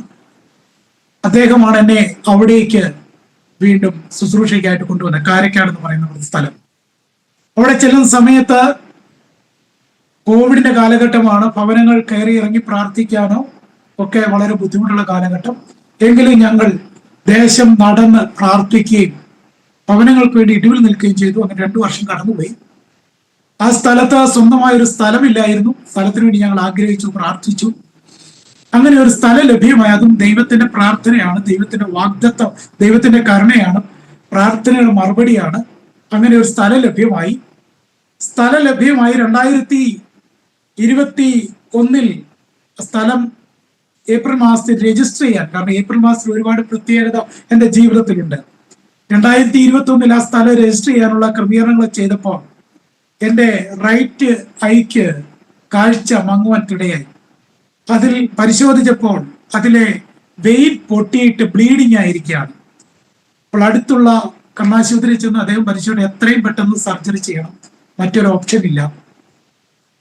അങ്ങനെ സ്ഥലം രജിസ്റ്റർ ചെയ്തിട്ട് നേരെ പോയി സർജറി കഴിഞ്ഞു. ലേസർ ട്രീറ്റ്മെന്റ് ചെയ്തു, മടങ്ങി വന്നു. പിന്നീട് 2 മാസം റെസ്റ്റ്. 2 മാസം കഴിഞ്ഞ ശേഷം വീണ്ടും ശുശ്രൂഷയ്ക്കായിട്ട് അവിടെ കടന്നു ചെന്നു. ഒരാഴ്ച പോയി, 2 ആഴ്ച പോയി, 3-ാമത്തെ ആഴ്ചയായപ്പോൾ എൻ്റെ ലെഫ്റ്റ് ഐയില് വീണ്ടും സെയിം പ്രോബ്ലമായി. എൻ്റെ കണ്ണിലെ വെയിൻ പൊട്ടി, ബ്ലീഡിങ് ആയി, കാഴ്ചയ്ക്ക് മങ്ങലായി. വീണ്ടും അതേ ചികിത്സ. ഇപ്പോൾ 2-ാമത്തെ കണ്ണിന്റെ സർജറി നടക്കുന്ന സമയത്ത്, 2 കണ്ണ് സർജറി ചെയ്തതാണ്. സർജറീസ് നടക്കുന്ന BP ഹൈ ആയിട്ട് നിൽക്കുകയാണ്. അപ്പോൾ ഡോക്ടർ പറഞ്ഞു, തിരുവനന്തപുരത്തുള്ള ചക്രവർത്തി ഹോസ്പിറ്റലാണ്, ഐ ഹോസ്പിറ്റലാണ്. അവിടെയുള്ള ഡോക്ടർ മീര, അദ്ദേഹം പറഞ്ഞു, ആന്റി പറഞ്ഞു, ഡോക്ടർ പറഞ്ഞു, BP ഇങ്ങനെ ഹൈ ആയി നിൽക്കുന്നത് സൂക്ഷിക്കണം, ഒന്ന് ചെക്ക് ചെയ്യണം. കാരണം എനിക്ക് ഡയബറ്റീസ് കുറെ നാളുകളായിട്ടുണ്ടായിരുന്നു. പ്രിയ മൂത്ത മകന്റെ 5-ാം വയസ്സ് മുതൽ എനിക്ക് ഡയബറ്റിക്സ് ഉണ്ട്. അപ്പോൾ BP ഹൈ ആയിട്ട് നിൽക്കുമ്പോൾ ചെക്ക് ചെയ്യണം. ഞാൻ പോയി ചെക്ക് ചെയ്തു. ചെക്ക് ചെയ്തപ്പോൾ കണ്ടത് ക്രിയാറ്റിൻ ഹൈ ആയിട്ട് നിൽക്കുകയാണ്. ഏകദേശം 2.8 ആയി നിൽക്കുകയാണ്.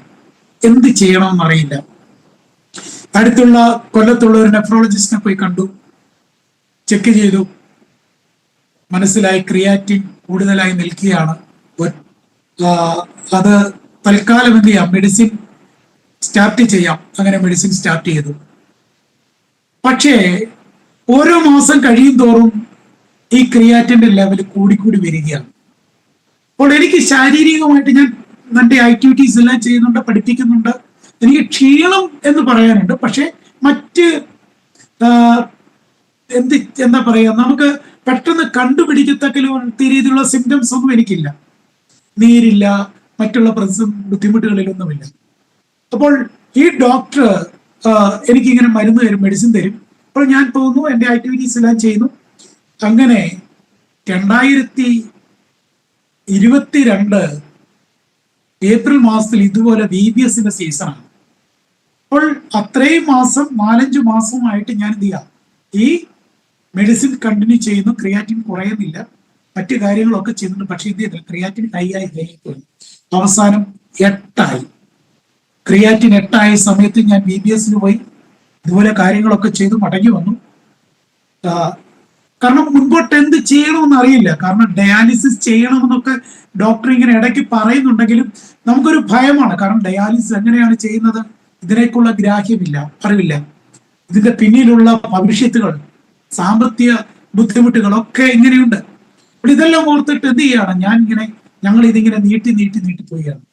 അങ്ങനെ ഇരിക്കെ എൻ്റെ ഒരു സുഹൃത്ത്, ഞങ്ങളുടെ ഒരു സുഹൃത്ത്, ഒരു ക്ലാസ്മേറ്റ്, ഫാമിലി സുഹൃത്താണ്. അദ്ദേഹം വെളിയിലായിരുന്നു, വിദേശത്തായിരുന്നു. അദ്ദേഹം നാട്ടിൽ കാണാൻ വന്ന സമയത്ത് അദ്ദേഹത്തെ കാണാനായിട്ട് ഞങ്ങൾ ജസ്റ്റ് ഒരു ഫ്രണ്ട്ലി ടോക്ക്, എപ്പോൾ വന്നാലും ഞങ്ങൾ ഒരു ഫ്രണ്ട്ലി ടോക്ക് ചെയ്യാറുണ്ട്. അപ്പോൾ അതിനുവേണ്ടി കടന്നു ചെന്നു.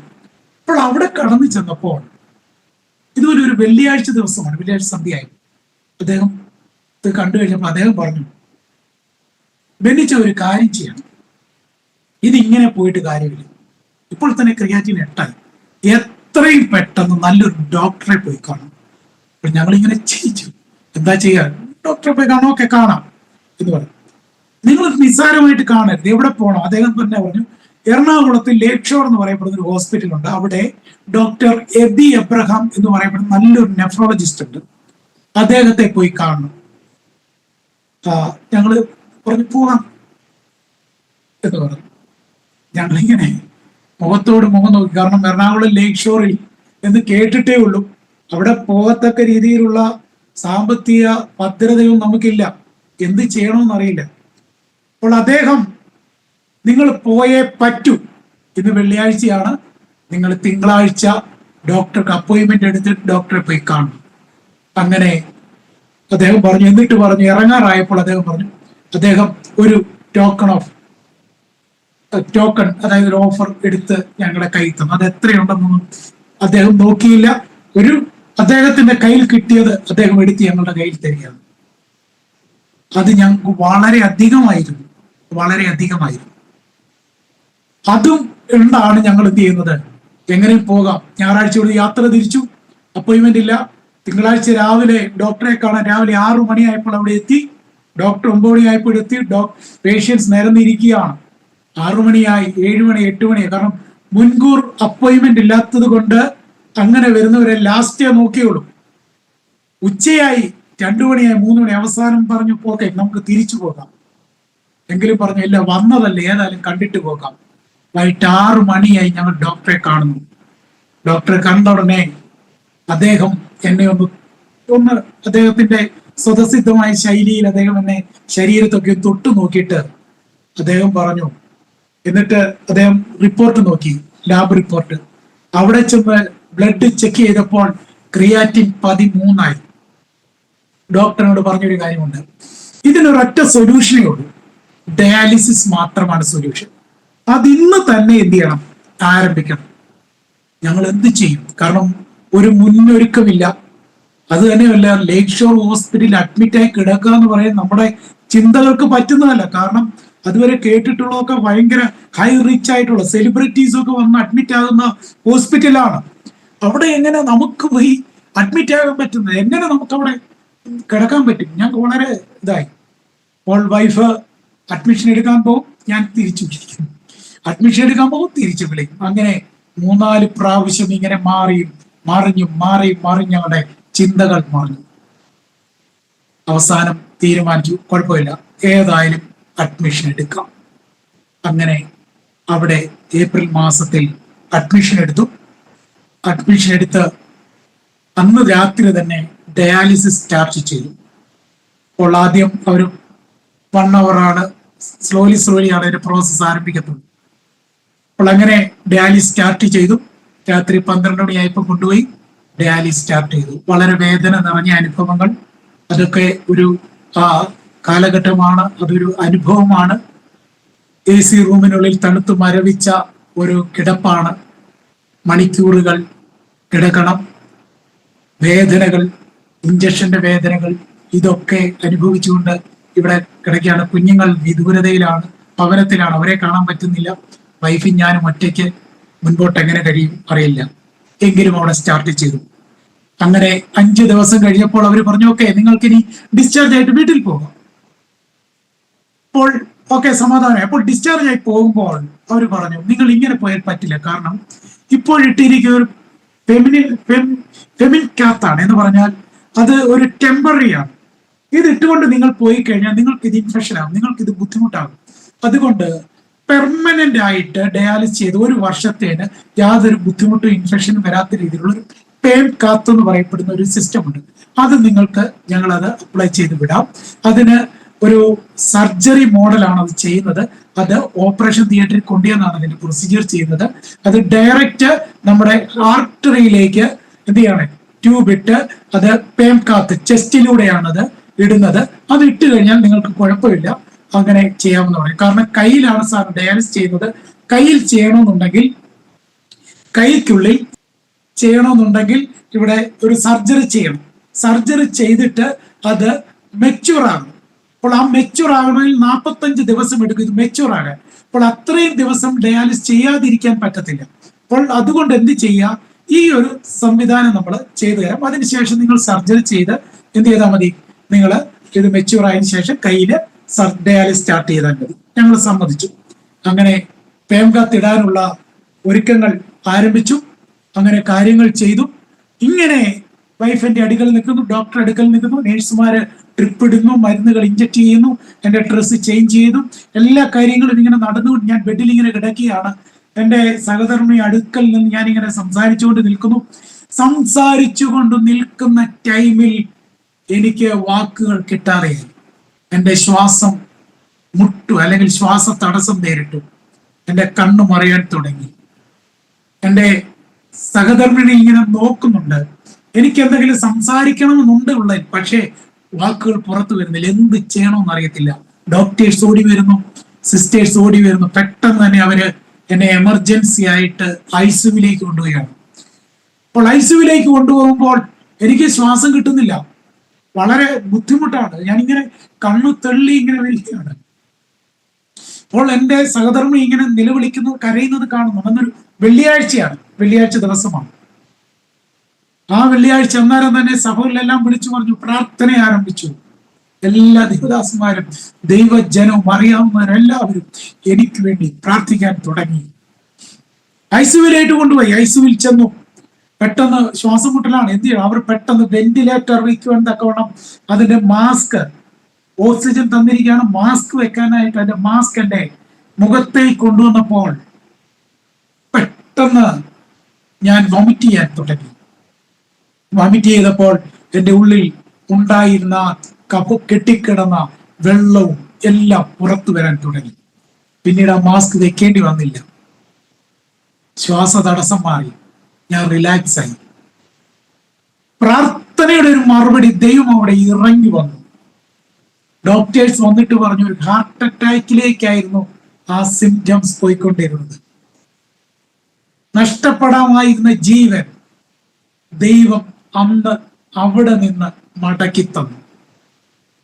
ലോകമെമ്പാടുമുള്ള ദേവദാസന്മാർ, ദൈവജനം പ്രാർത്ഥിച്ചതിന്റെ ഒരു മറുപടി ആയിരുന്നു ഇത്. മണിക്കൂറുകൾ കഴിഞ്ഞപ്പോൾ ഞാൻ റിലാക്സ് ആയി. ഞാൻ പിന്നെ റിലാക്സ് സാധാരണ ഒരാൾ കിടക്കുന്നു, ഞാൻ ഐസിയുവിൽ ഇങ്ങനെ കിടക്കുകയാണ്. എൻ്റെ ഇടത്തും വലത്തും ഉള്ള 2 പേഷ്യന്റ്, അവർക്ക് വെന്റിലേറ്റർ കൊടുത്തിരിക്കുന്നു. വലത്ത് കിടന്നയാൾ ഏകദേശം മരിച്ചു കഴിഞ്ഞിരിക്കുന്നു. ഇടത്ത് കിടക്കുന്നയാൾക്ക് അല്പപ്രാണൻ മാത്രമേ. അതിന്റെ മിത്രാദികളെല്ലാം വരുന്നു, ഡോക്ടേഴ്സ് അതിനുള്ള ക്രമീകരണങ്ങൾ ചെയ്യുന്നു. അങ്ങനെ എൻ്റെ ഇടത്തും വലത്തും കിടക്കുന്നത് ആൾക്കാർ നഷ്ടപ്പെടുന്ന, പ്രാണൻ പോകുന്നത് ഞാൻ നടുക്ക് കിടന്നുകൊണ്ട് കാണുകയാണ്. അവിടെ വെച്ച് എൻ്റെ ഹൃദയത്തിലേക്ക് ഒരു വാക്യം ഓടി വന്നു. നിന്റെ വശത്ത് 1000 പേരും നിന്റെ വലത്തു വശത്ത് 10,000 പേരും വീഴും, എങ്കിലും അത് നിന്നോട് അടുക്കുകയില്ല. അവർ നിന്നോട് അടുത്തു വരികയില്ല. കഷ്ടങ്ങൾ സെയിമ, പ്രതികൂല സെയിമ, രോഗങ്ങൾ സെയിമ. പക്ഷേ ദൈവത്തിന്റെ സന്നിധിയിൽ ദൈവ പൈതലിൽ നിന്ന് വ്യത്യസ്തമാണ് ഈ ലോക ജനം. അവർക്ക് വരുന്നത് പോലെ രോഗം വരുന്നു, പക്ഷേ നമ്മൾ വ്യത്യസ്തരാണ്. ദൈവത്തിന് നമ്മളിൽ ഒരു പദ്ധതിയുണ്ട്. അന്ന് അവിടെ ഒരു ദിവസം കടന്നു. പിറ്റേ ദിവസം അവിടെ നിന്ന് ഡിസ്ചാർജ് ആയി സമയത്ത് ICU ഡിസ്ചാർജ് ആയി റൂമിൽ വന്നതിന് ശേഷം എൻ്റെ കഴുത്തിന്റെ ഇവിടം, മറ്റേ പേം കാത്തിട്ടില്ല, കഴുത്തിന്റെ ഇവിടം കിഴിച്ചിട്ട് ഇവിടെ ട്യൂബ് ഇട്ടാണ് എന്നെ നാട്ടിലേക്ക് പറഞ്ഞു വിടുന്നത്. ഇവിടെ കൊല്ലത്ത് വന്നു, ഭവനത്തിൽ വന്നു. പെട്ടെന്ന് പറഞ്ഞു നിർത്തട്ടെ. ഭവനത്തിൽ വന്നതിന് ശേഷം അടുത്തുള്ള കൊട്ടിയത്തുള്ള ഹോളി ക്രോസ് എന്ന് പറയപ്പെടുന്ന ആശുപത്രിയിൽ ഡയാലിസിസ് ആരംഭിച്ചു. ദിവസം 3 ആഴ്ചയിൽ 3 ഡയാലിസിസ് ആണ്. 4 മണിക്കൂർ വീതമുള്ള 3 ഡയാലിസിസ്.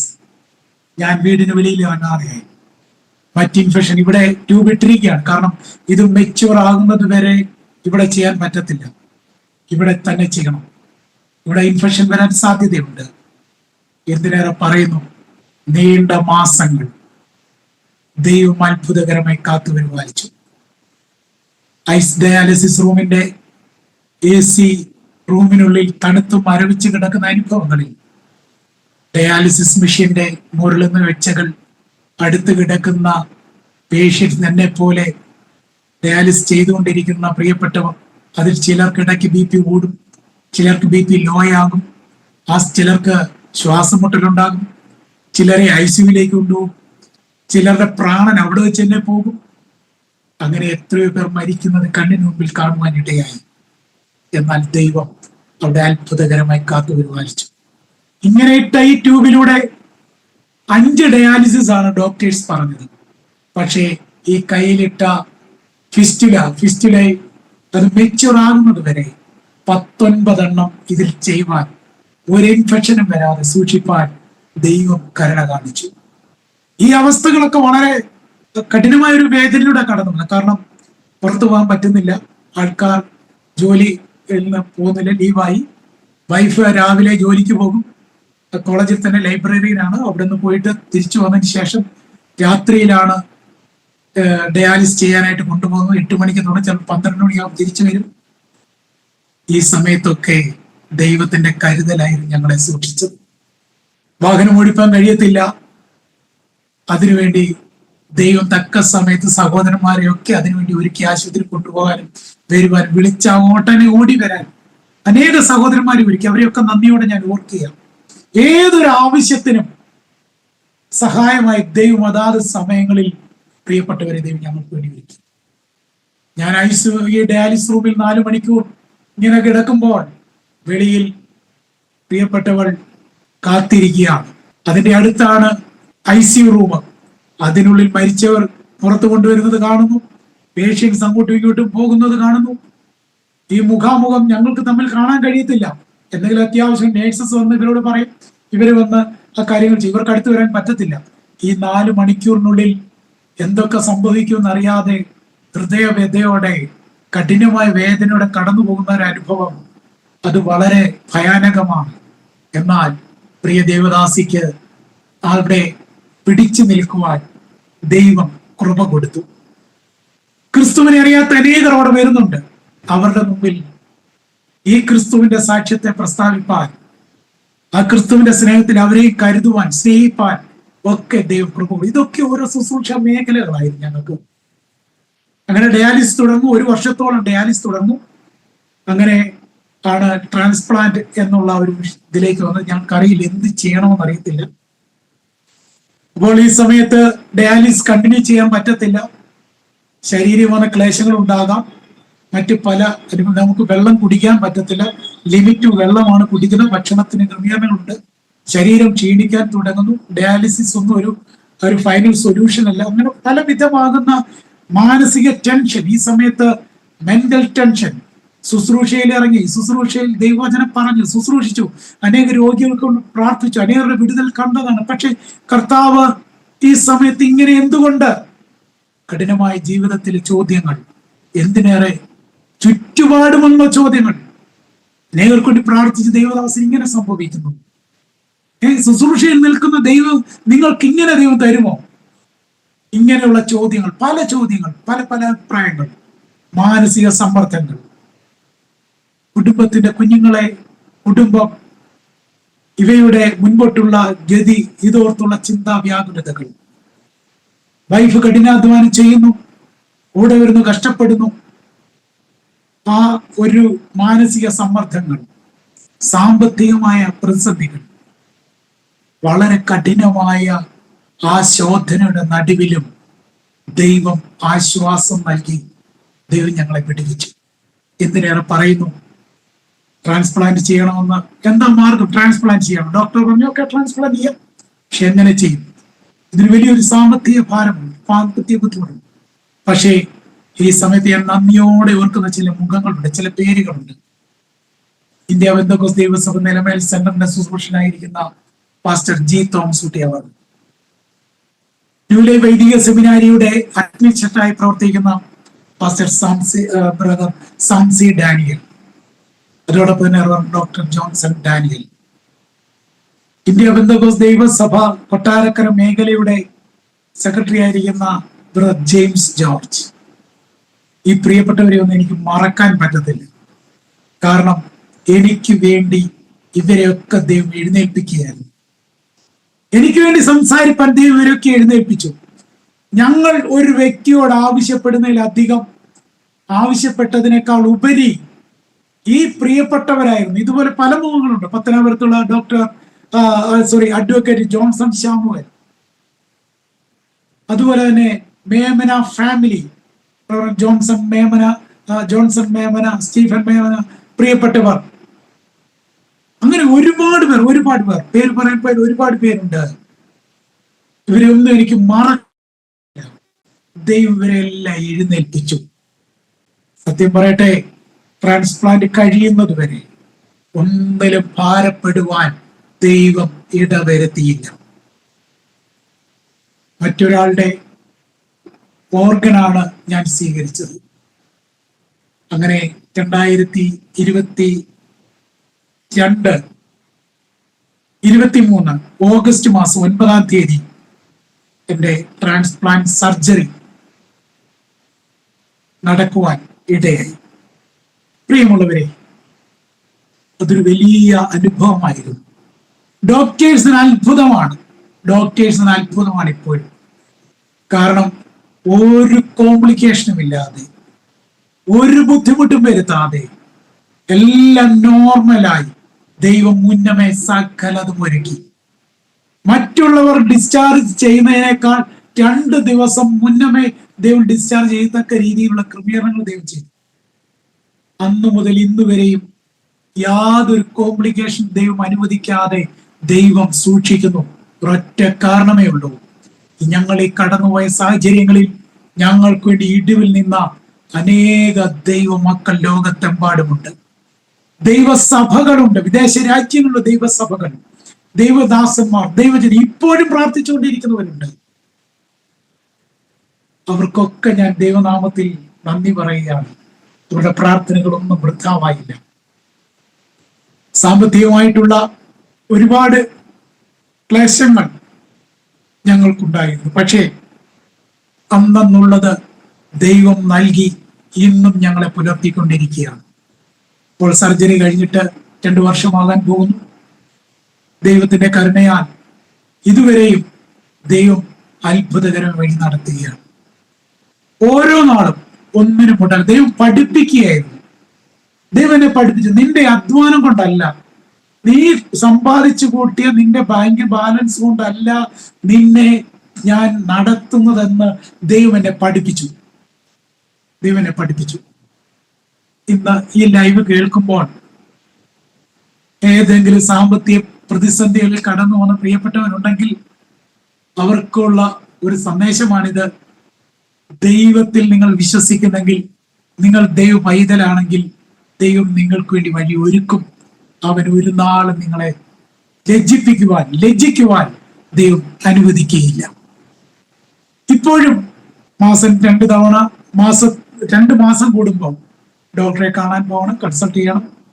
ദിവസം 10-25 ടാബ്ലറ്റ് കഴിക്കണം. എങ്കിലും ദൈവം ഇന്ന് വരെയും ആരോഗ്യത്തോടെ ബലത്തോടെ നിർത്തുന്നു. മരണത്തിൽ നിന്ന്, തീച്ചുള്ളിയുടെ അനുഭവത്തിൽ നിന്ന് ദൈവം പുറത്തു കൊണ്ടുവന്ന് ഒരു അത്ഭുത സാക്ഷിയാക്കി നിർത്തിയിരിക്കുകയാണ്.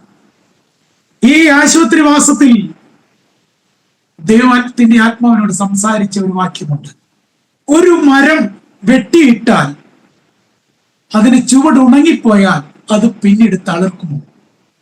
ഒരു മഴ അതിലടിച്ചാൽ, ഒരു പിന്മഴ പെയ്താൽ, ഒരു ജലത്തിന്റെ അംശം വന്നാൽ അത് വീണ്ടും പൊട്ടിത്തളർക്കുവാനിടയായിത്തീരും.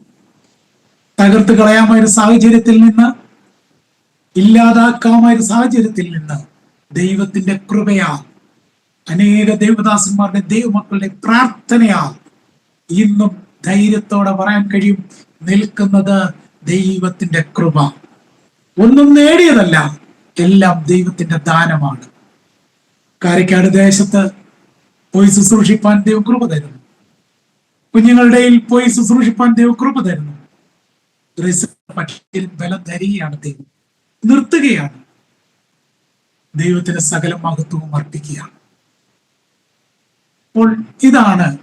ഇതിനിടയിൽ ഒരുപാട് കാര്യങ്ങളുണ്ടെങ്കിലും ഞാൻ ചുരുക്കിയാണ് പറഞ്ഞത്. ദൈവം അനുഗ്രഹിക്കട്ടെ. ഇതുവരെയുള്ള എൻ്റെ ജീവിതാനുഭവങ്ങളിൽ എന്നെ പഠിപ്പിച്ച ഒരു പാഠമുണ്ട്. അമ്മയുടെ ഉദരത്തിൽ ഉരുവാകുന്നതിന് മുമ്പ് എന്നെ കണ്ട ഒരു ദൈവം, പരിശോധനകളുടെ നടുവിൽ കൈവിടാത്ത ഒരു കർത്താവ്, ദൈവത്തിന്റെ സന്നിധിയിൽ സമർപ്പിക്കപ്പെട്ടവരെ കൈവിടാത്ത ഒരു ദൈവം. ആ ദൈവം ഇന്ന് ജീവിക്കുന്നു. ഏത് പ്രതിസന്ധികളുടെ നടുവിലും, ഏത് പ്രതികൂലത്തിന്റെ നടുവിലും രക്ഷിപ്പാൻ, വീണ്ടെടുക്കുവാൻ ഈ ദൈവം സർവശക്തനാണ്. ഈ ദൈവത്തിന് അസാധ്യമായത് ഒന്നുമില്ല. ഇന്നും ഈ ദൈവം സ്നേഹിക്കുന്ന ദൈവമാണ്, കരുതുന്ന ദൈവമാണ്, ഇന്നും പുലർത്തുന്ന ദൈവമാണ്. ഓരോ ദിവസവും ഞങ്ങളുടെ ജീവിതാനുഭവങ്ങളിൽ ഞങ്ങൾക്ക് പറയാൻ കഴിയും, ഇത് ദൈവത്തിന്റെ കരുണയാണ്. എൻ്റെ വൈഫിന്റെ സഹോദരി വിദേശത്താണ്. ഈ ഒരു ട്രീറ്റ്മെന്റ് എന്ന് പറയപ്പെടുന്നത് വളരെ സാമ്പത്തിക ചെലവുള്ള ഒരു ഇതാണ്. ഏകദേശം ഒരു 45 ലക്ഷം രൂപയോളം ഏകദേശം ട്രീറ്റ്മെന്റിന് തന്നെ ചെലവായിട്ടുണ്ട്. പിന്നീട് അതിനുശേഷം ഉള്ള മറ്റു ചെലവുകൾ, പോക്കുവരവുകൾ, ഇപ്പോഴുള്ള ടാബ്ലറ്റുകൾ, ഓരോ മാസവും ഉള്ള ടാബ്ലറ്റിന്റെ ചെലവ് ഏകദേശം 10-17,000 രൂപയോളം അതിന്റെ ചിലവുകൾ എല്ലാം പറയട്ടെ, ദൈവത്തിന്റെ അത്ഭുതമാണ്, ദൈവത്തിന്റെ കരുണയാണ്. ദേശത്തുള്ള ആ സഹോദരിയോട് ദൈവത്തെ സ്തുതിക്കുകയാണ്. അവരെ കുടുംബമായി ദൈവം അനുഗ്രഹിക്കട്ടെ. ആരൊക്കെ ഉണ്ടെങ്കിലും പല സമയങ്ങളിൽ നമുക്ക് മതിയാകാതെ വരും. എന്നാൽ ദൈവം വഴി തുറന്നാൽ അത് നമുക്ക് തൃപ്തി തരുന്ന ഉറവയായിരിക്കും. നമുക്ക് തൃപ്തി തരുന്ന ഉറവ. അതാണ് ദൈവത്തിന്റെ പ്രവൃത്തി എന്ന് പറയുന്നത്. അതാണ് എൻ്റെ ജീവിതത്തിൽ ദൈവം ചെയ്തത്. നഷ്ടപ്പെടാമായിരുന്നു, തകർന്നു പോകാമായിരുന്നു, ഇല്ലാതാകാമായിരുന്നു. പക്ഷേ ദൈവത്തിന്റെ കരുണയാൽ, ദൈവത്തിന്റെ കൃപയാൽ കരം താങ്ങി ദൈവം വഴി നടത്തുകയാണ്. ഇത് ദൈവത്തിന്റെ സ്നേഹമാണ്, ദൈവത്തിന്റെ കൃപയാണ്. ദൈവത്തിന് സകല മഹത്വവും അർപ്പിക്കുന്നു. ദൈവത്തിൻ്റെ സ്തോത്രം. ഒത്തിരി അനുഗ്രഹിക്കപ്പെട്ട ജീവിതാനുഭവങ്ങളാണ് പാസ്റ്ററിൽ നിന്ന് നമ്മൾ കേട്ടുകൊണ്ടിരുന്നത്. ഒത്തിരി അനുഭവങ്ങളല്ലേ പാസ്റ്ററെ? ദൈവത്തിൻ്റെ സ്തോത്രം. കർത്താവ് ഒരു വ്യക്തിയെക്കുറിച്ച് ഒരു പദ്ധതി തയ്യാറാക്കിയാൽ അതിലേക്ക് കർത്താവ് നടത്തും. പ്രത്യേകിച്ച് ആ പാസ്റ്റർ പറഞ്ഞു വന്നപ്പോൾ ബാംഗ്ലൂരിലേക്കുള്ള യാത്ര അവിടെ വെച്ച് ശരിക്കും ദൈവം നമ്മളെ മുൻപും പിൻപും അടച്ച് നമ്മളെ പിടികൂടി എന്നാണ് പറയാൻ പറ്റുന്നത്. പോലീസല്ല, ശരിക്കും ദൈവമാണ് നമ്മളെ അറസ്റ്റ് ചെയ്തത്. അന്ന് രാവിലെ ഞാൻ പലപ്പോഴും സാക്ഷ്യം പറയാറുണ്ട്, ഒടിച്ചു മടക്കി കൊണ്ടുവരിക എന്ന് പറയില്ലേ, അതായിരുന്നു അനുഭവം. അന്ന് രാവിലെ അറസ്റ്റ് ചെയ്യപ്പെട്ടില്ലെങ്കിൽ ഈ പറഞ്ഞ കരുവള്ളിക്കാട്ട് മുടിയിൽ ഏതെങ്കിലും ഒരു മരത്തിൽ നമ്മൾ തൂങ്ങി നിന്നേനെ. പക്ഷേ എനിക്കറിയാം, ആ പ്രദേശത്തെക്കുറിച്ച് എനിക്കറിയാം. ഞങ്ങൾ ഈ പിന്നെ വനത്തിൽ കൂടെ തൃക്കോമലയ്ക്കൊക്കെ നടന്നു പോകാറുണ്ടായിരുന്നു. അപ്പം ഞങ്ങളിങ്ങനെ രാത്രി പ്രെയറിനൊക്കെ പോകുമ്പോൾ തൃക്കോമലയുള്ള നമ്മുടെ ഭവനങ്ങളുണ്ട്, നമ്മുടെ ചർച്ചിലെ വിശ്വാസി ഭവനങ്ങൾ. ഇങ്ങനെ പോകുമ്പോൾ കഥകൾ പറയും. അപ്പോൾ ആളുകൾ പറയും ഇന്നടത്ത് ഇന്നാര് തൂങ്ങിച്ചെത്ത സ്ഥലമാണ് എന്നൊക്കെ. ആ കാടിനെ കുറിച്ച് എപ്പോഴും 2-3 സ്പോട്ടുണ്ട്. ആളുകൾ പറയും ഇന്നാരിവിടെയാണ് തൂങ്ങിച്ചെത്തത്, പാസ്റ്റർക്ക് അറിയാമല്ലോ. അങ്ങനെ അനേകർ തൂങ്ങിച്ചെത്തിട്ടുള്ള ഒരു വനമാണത്. എന്നാൽ അതിന് ദൈവം സമ്മതിച്ചില്ല. ഒരുപക്ഷെ എനിക്ക് തോന്നുന്നു 2-3 മാസം പാസ്റ്റർ ഒളിവിലായിരുന്നു. എനിക്ക് തോന്നുന്നു ഈ ബാംഗ്ലൂരിലെ പോലീസ് ഈ 3 മാസവും നിങ്ങളുടെ വീടിൻ്റെ ചുറ്റിക്കാവലൊന്നും ഇരുന്ന് കാണത്തില്ല. അന്നായിരിക്കാം പോലീസിൻ്റെ ദൈവം കൊണ്ട് ഇറക്കിയത്. തീർച്ചയായിട്ടും അങ്ങനെ ആയിരിക്കാം. ദൈവത്തിൻ്റെ സ്തോത്രം. എന്തായാലും ദൈവത്തിൻ്റെ കരുണ, ദൈവത്തിൻ്റെ ഫേവറ്, ജയിലിൽ കിടന്ന് അങ്ങനെ ജീവിതം തകർന്ന് നശിച്ചു പോകേണ്ട സാഹചര്യങ്ങളിൽ നിന്ന് കർത്താവ് ഇന്നൊരു ബൈബിൾ സ്കൂൾ അധ്യാപകനാക്കി മാറ്റി. ഇത്ര വലിയ ഒരു ജീവിതാനുഭവം നമ്മൾ കേട്ടുകൊണ്ടിരിക്കുന്നത്. നമ്മുടെ കർത്താവ് വിശ്വസ്തനാണ്. അതുപോലെ തന്നെ കിഡ്നിയുടെ ആ ഒരു വിഷയങ്ങളൊക്കെ വന്നപ്പോഴെല്ലാം കർത്താവിൻ്റെ പരിപാലനം ഒക്കെ അനുഭവിക്കാനിടയായി തീർന്നു. ധാരാളമായിട്ട് സഹായിക്കട്ടെ, അനുഗ്രഹിക്കട്ടെ. ഇന്നും VBS ഉണ്ടായിരുന്നല്ലേ നമ്മൾ ഈ റെക്കോർഡ് ചെയ്യുന്ന ദിവസം? ഞങ്ങൾക്ക് ഈ മാസം ആദ്യ ആഴ്ചകൾ മുതൽ തന്നെ ഞങ്ങൾ ഓരോ ആഴ്ചകൾ വിവിധ സഭകൾ ഇങ്ങനെ കടന്നു പോവുകയാണ്. അപ്പോൾ കുഞ്ഞുങ്ങളുടെ ശുശ്രൂഷ ഞങ്ങൾ വളരെ സന്തോഷമാണ്, അനുഗ്രഹമാണ്. കാരണം ഈ ഒരു പ്രതിസന്ധി വന്നപ്പോൾ എന്നെ ഒരു പാസ്റ്റർ എന്ന നിലയിൽ അറിയപ്പെടുന്നതിനേക്കാൾ ഉപരി എന്നെ അറിയപ്പെട്ടത് ഒരു ചൈൽഡ് ഇവാഞ്ചലിസ്റ്റ്. അപ്പോൾ കുഞ്ഞുങ്ങളുടെ ഇടയിൽ പ്രവർത്തിക്കുന്നവർ എന്നുള്ള രീതിയിലാണ് കൂടുതലും എന്നെ അറിയപ്പെട്ടത്. കാരണം കുഞ്ഞുങ്ങളായിരുന്നു എനിക്ക് കൂടുതൽ സപ്പോർട്ടായിട്ട് നിന്നത്. അന്ന് ഞാൻ വചനം പഠിപ്പിച്ച കുഞ്ഞുങ്ങൾ, അവരായിരുന്നു എനിക്ക് കൂടുതൽ സപ്പോർട്ടായി ഈ എന്റെ പ്രതിസന്ധി ഘട്ടത്തിൽ കൂടുതലും കൈത്താങ്ങലുകളൊക്കെ ചെയ്യാൻ അവരാണ് ഇടയായിത്തീർന്നത്. അതിൽ വളരെ സന്തോഷമാണ്. കാരണം ഒരിക്കലും നമ്മൾ ദൈവവചനം പറഞ്ഞു കൊടുത്ത കുഞ്ഞുങ്ങൾ, പഠിപ്പിച്ച കുഞ്ഞുങ്ങൾ, അവര് പിന്നീട് അവർ ജോലിയൊക്കെ ആയി അവർ പിന്നെ ഓടി വരും. പലപ്പോഴും നമുക്ക് അവരുടെ മുഖം തിരിച്ചറിയാൻ പറ്റത്തില്ല. പക്ഷേ അവരുടെ സ്നേഹം, അവർ ദൈവനാമത്തിന് വേണ്ടി നിൽക്കുന്നു, ഒരു ശുശ്രൂഷയിൽ നിൽക്കുന്നു, പലരും വർഷിപ്പ് ലീഡേഴ്സ് ആയിട്ടൊക്കെ നിൽക്കുന്നു. അതൊക്കെ കാണുമ്പോൾ നമുക്ക് വളരെ സന്തോഷമാണ്. അതാണ് നമ്മുടെ ദൈവത്തിന്റെ നിന്നുള്ള വലിയ സന്തോഷം, അനുഗ്രഹം എന്ന് പറയപ്പെടുന്നത്. അതുപോലെ തന്നെ കഴിഞ്ഞ ദിവസം VBS നടത്തിയെടുത്ത് ഒരു സമയത്ത് ഞങ്ങൾ VBS പഠിപ്പിച്ച കുഞ്ഞുങ്ങളാണ് ഇപ്പോൾ അത് ഓർഗനൈസ് ചെയ്ത് ലീഡർഷിപ്പ് ഏറ്റെടുത്ത് കാര്യങ്ങൾ ചെയ്യുന്നത്. അപ്പോൾ ഇതൊക്കെ കാണുമ്പോൾ നമുക്ക് വളരെ സന്തോഷമാണ്. കാരണം ക്രിസ്തുവിൽ നമ്മൾ വിതയ്ക്കുന്നതൊന്നും വെറുതെയല്ല. ആ സമയത്ത് നമുക്ക് ഒരുപക്ഷെ ഒരു റിസൾട്ട് കിട്ടിയില്ലെന്ന് വരാം. നമ്മൾ വിതയ്ക്കുമ്പോൾ, നമ്മൾ ഓടുമ്പോൾ, പ്രാർത്ഥിക്കുമ്പോൾ, അല്ലെങ്കിൽ വചനം ഷെയർ ചെയ്യുമ്പോൾ ആ സമയത്ത് നമുക്ക് കാണത്തക്ക ഒരു റിസൾട്ട് കിട്ടിയില്ല എന്ന് വരാം. പക്ഷേ ദൈവം അതെല്ലാം സൂക്ഷിത്തക്ക സമയത്ത് അതിന്റെ മറുപടികളെ ദൈവം ഒരുക്കും. ഇതെല്ലാത്തിനും പ്രതിഫലമുണ്ട്.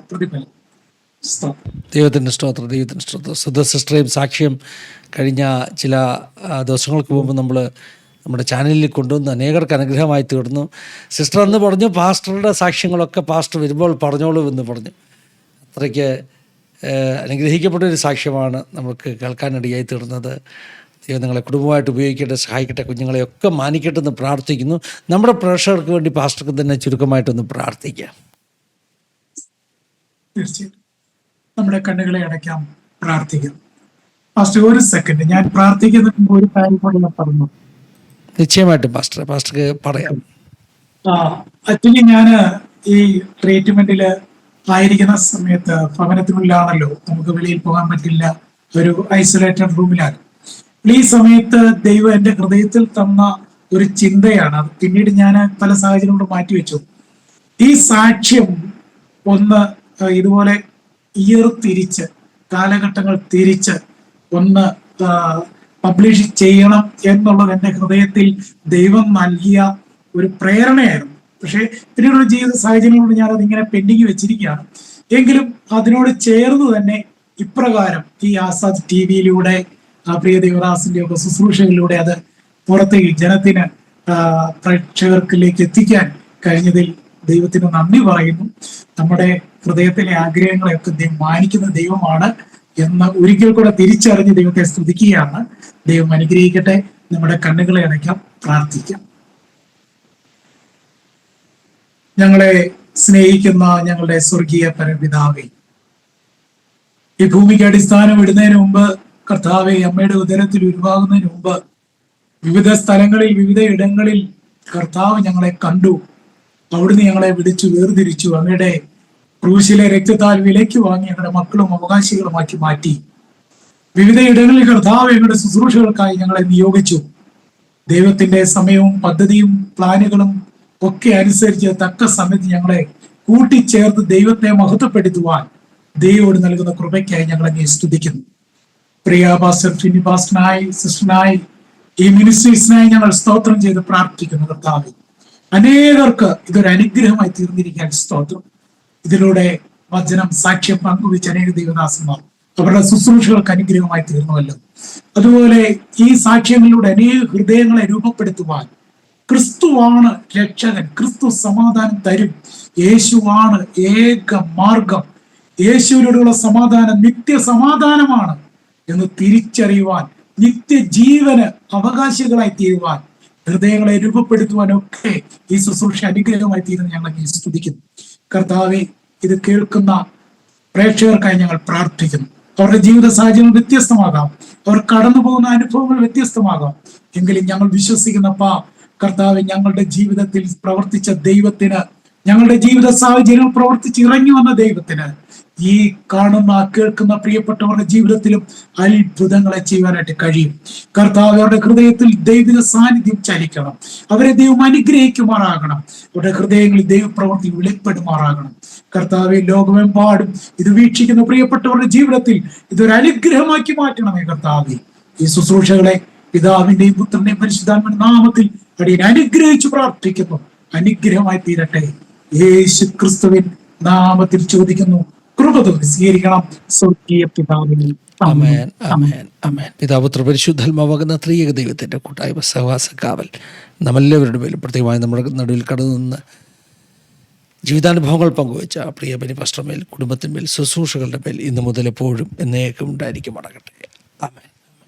Thank you pastor. ഒരു പ്രാവശ്യത്തോട് നന്ദി പറയുക, പാസ്റ്ററോടും കുടുംബത്തോടും ഒക്കെ നന്ദി പറയുക, നമ്മുടെ പ്രേക്ഷകരോടുമുള്ള നന്ദി പറയുകയാണ്.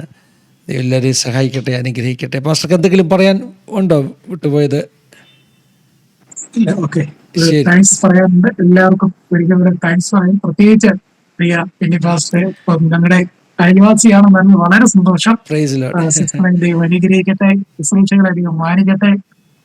ഇതിലൂടെ ഇനിയും അനേകരുടെ ഹൃദയങ്ങൾക്ക് ഒരു പരിവർത്തനം ഉണ്ടാകാൻ ഈ ശുശ്രൂഷകൾ ഒരു അനുഗ്രഹമാകട്ടെ. ദൈവരാജ്യത്തിന്റെ വ്യാപ്തികൾ നിൽക്കട്ടെ എന്ന് പ്രാർത്ഥിക്കുന്നു. ദൈവം അനുഗ്രഹിക്കട്ടെ. Thank you. Thank you pastor. ഞങ്ങളാണ് നന്ദി പറയേണ്ടത്.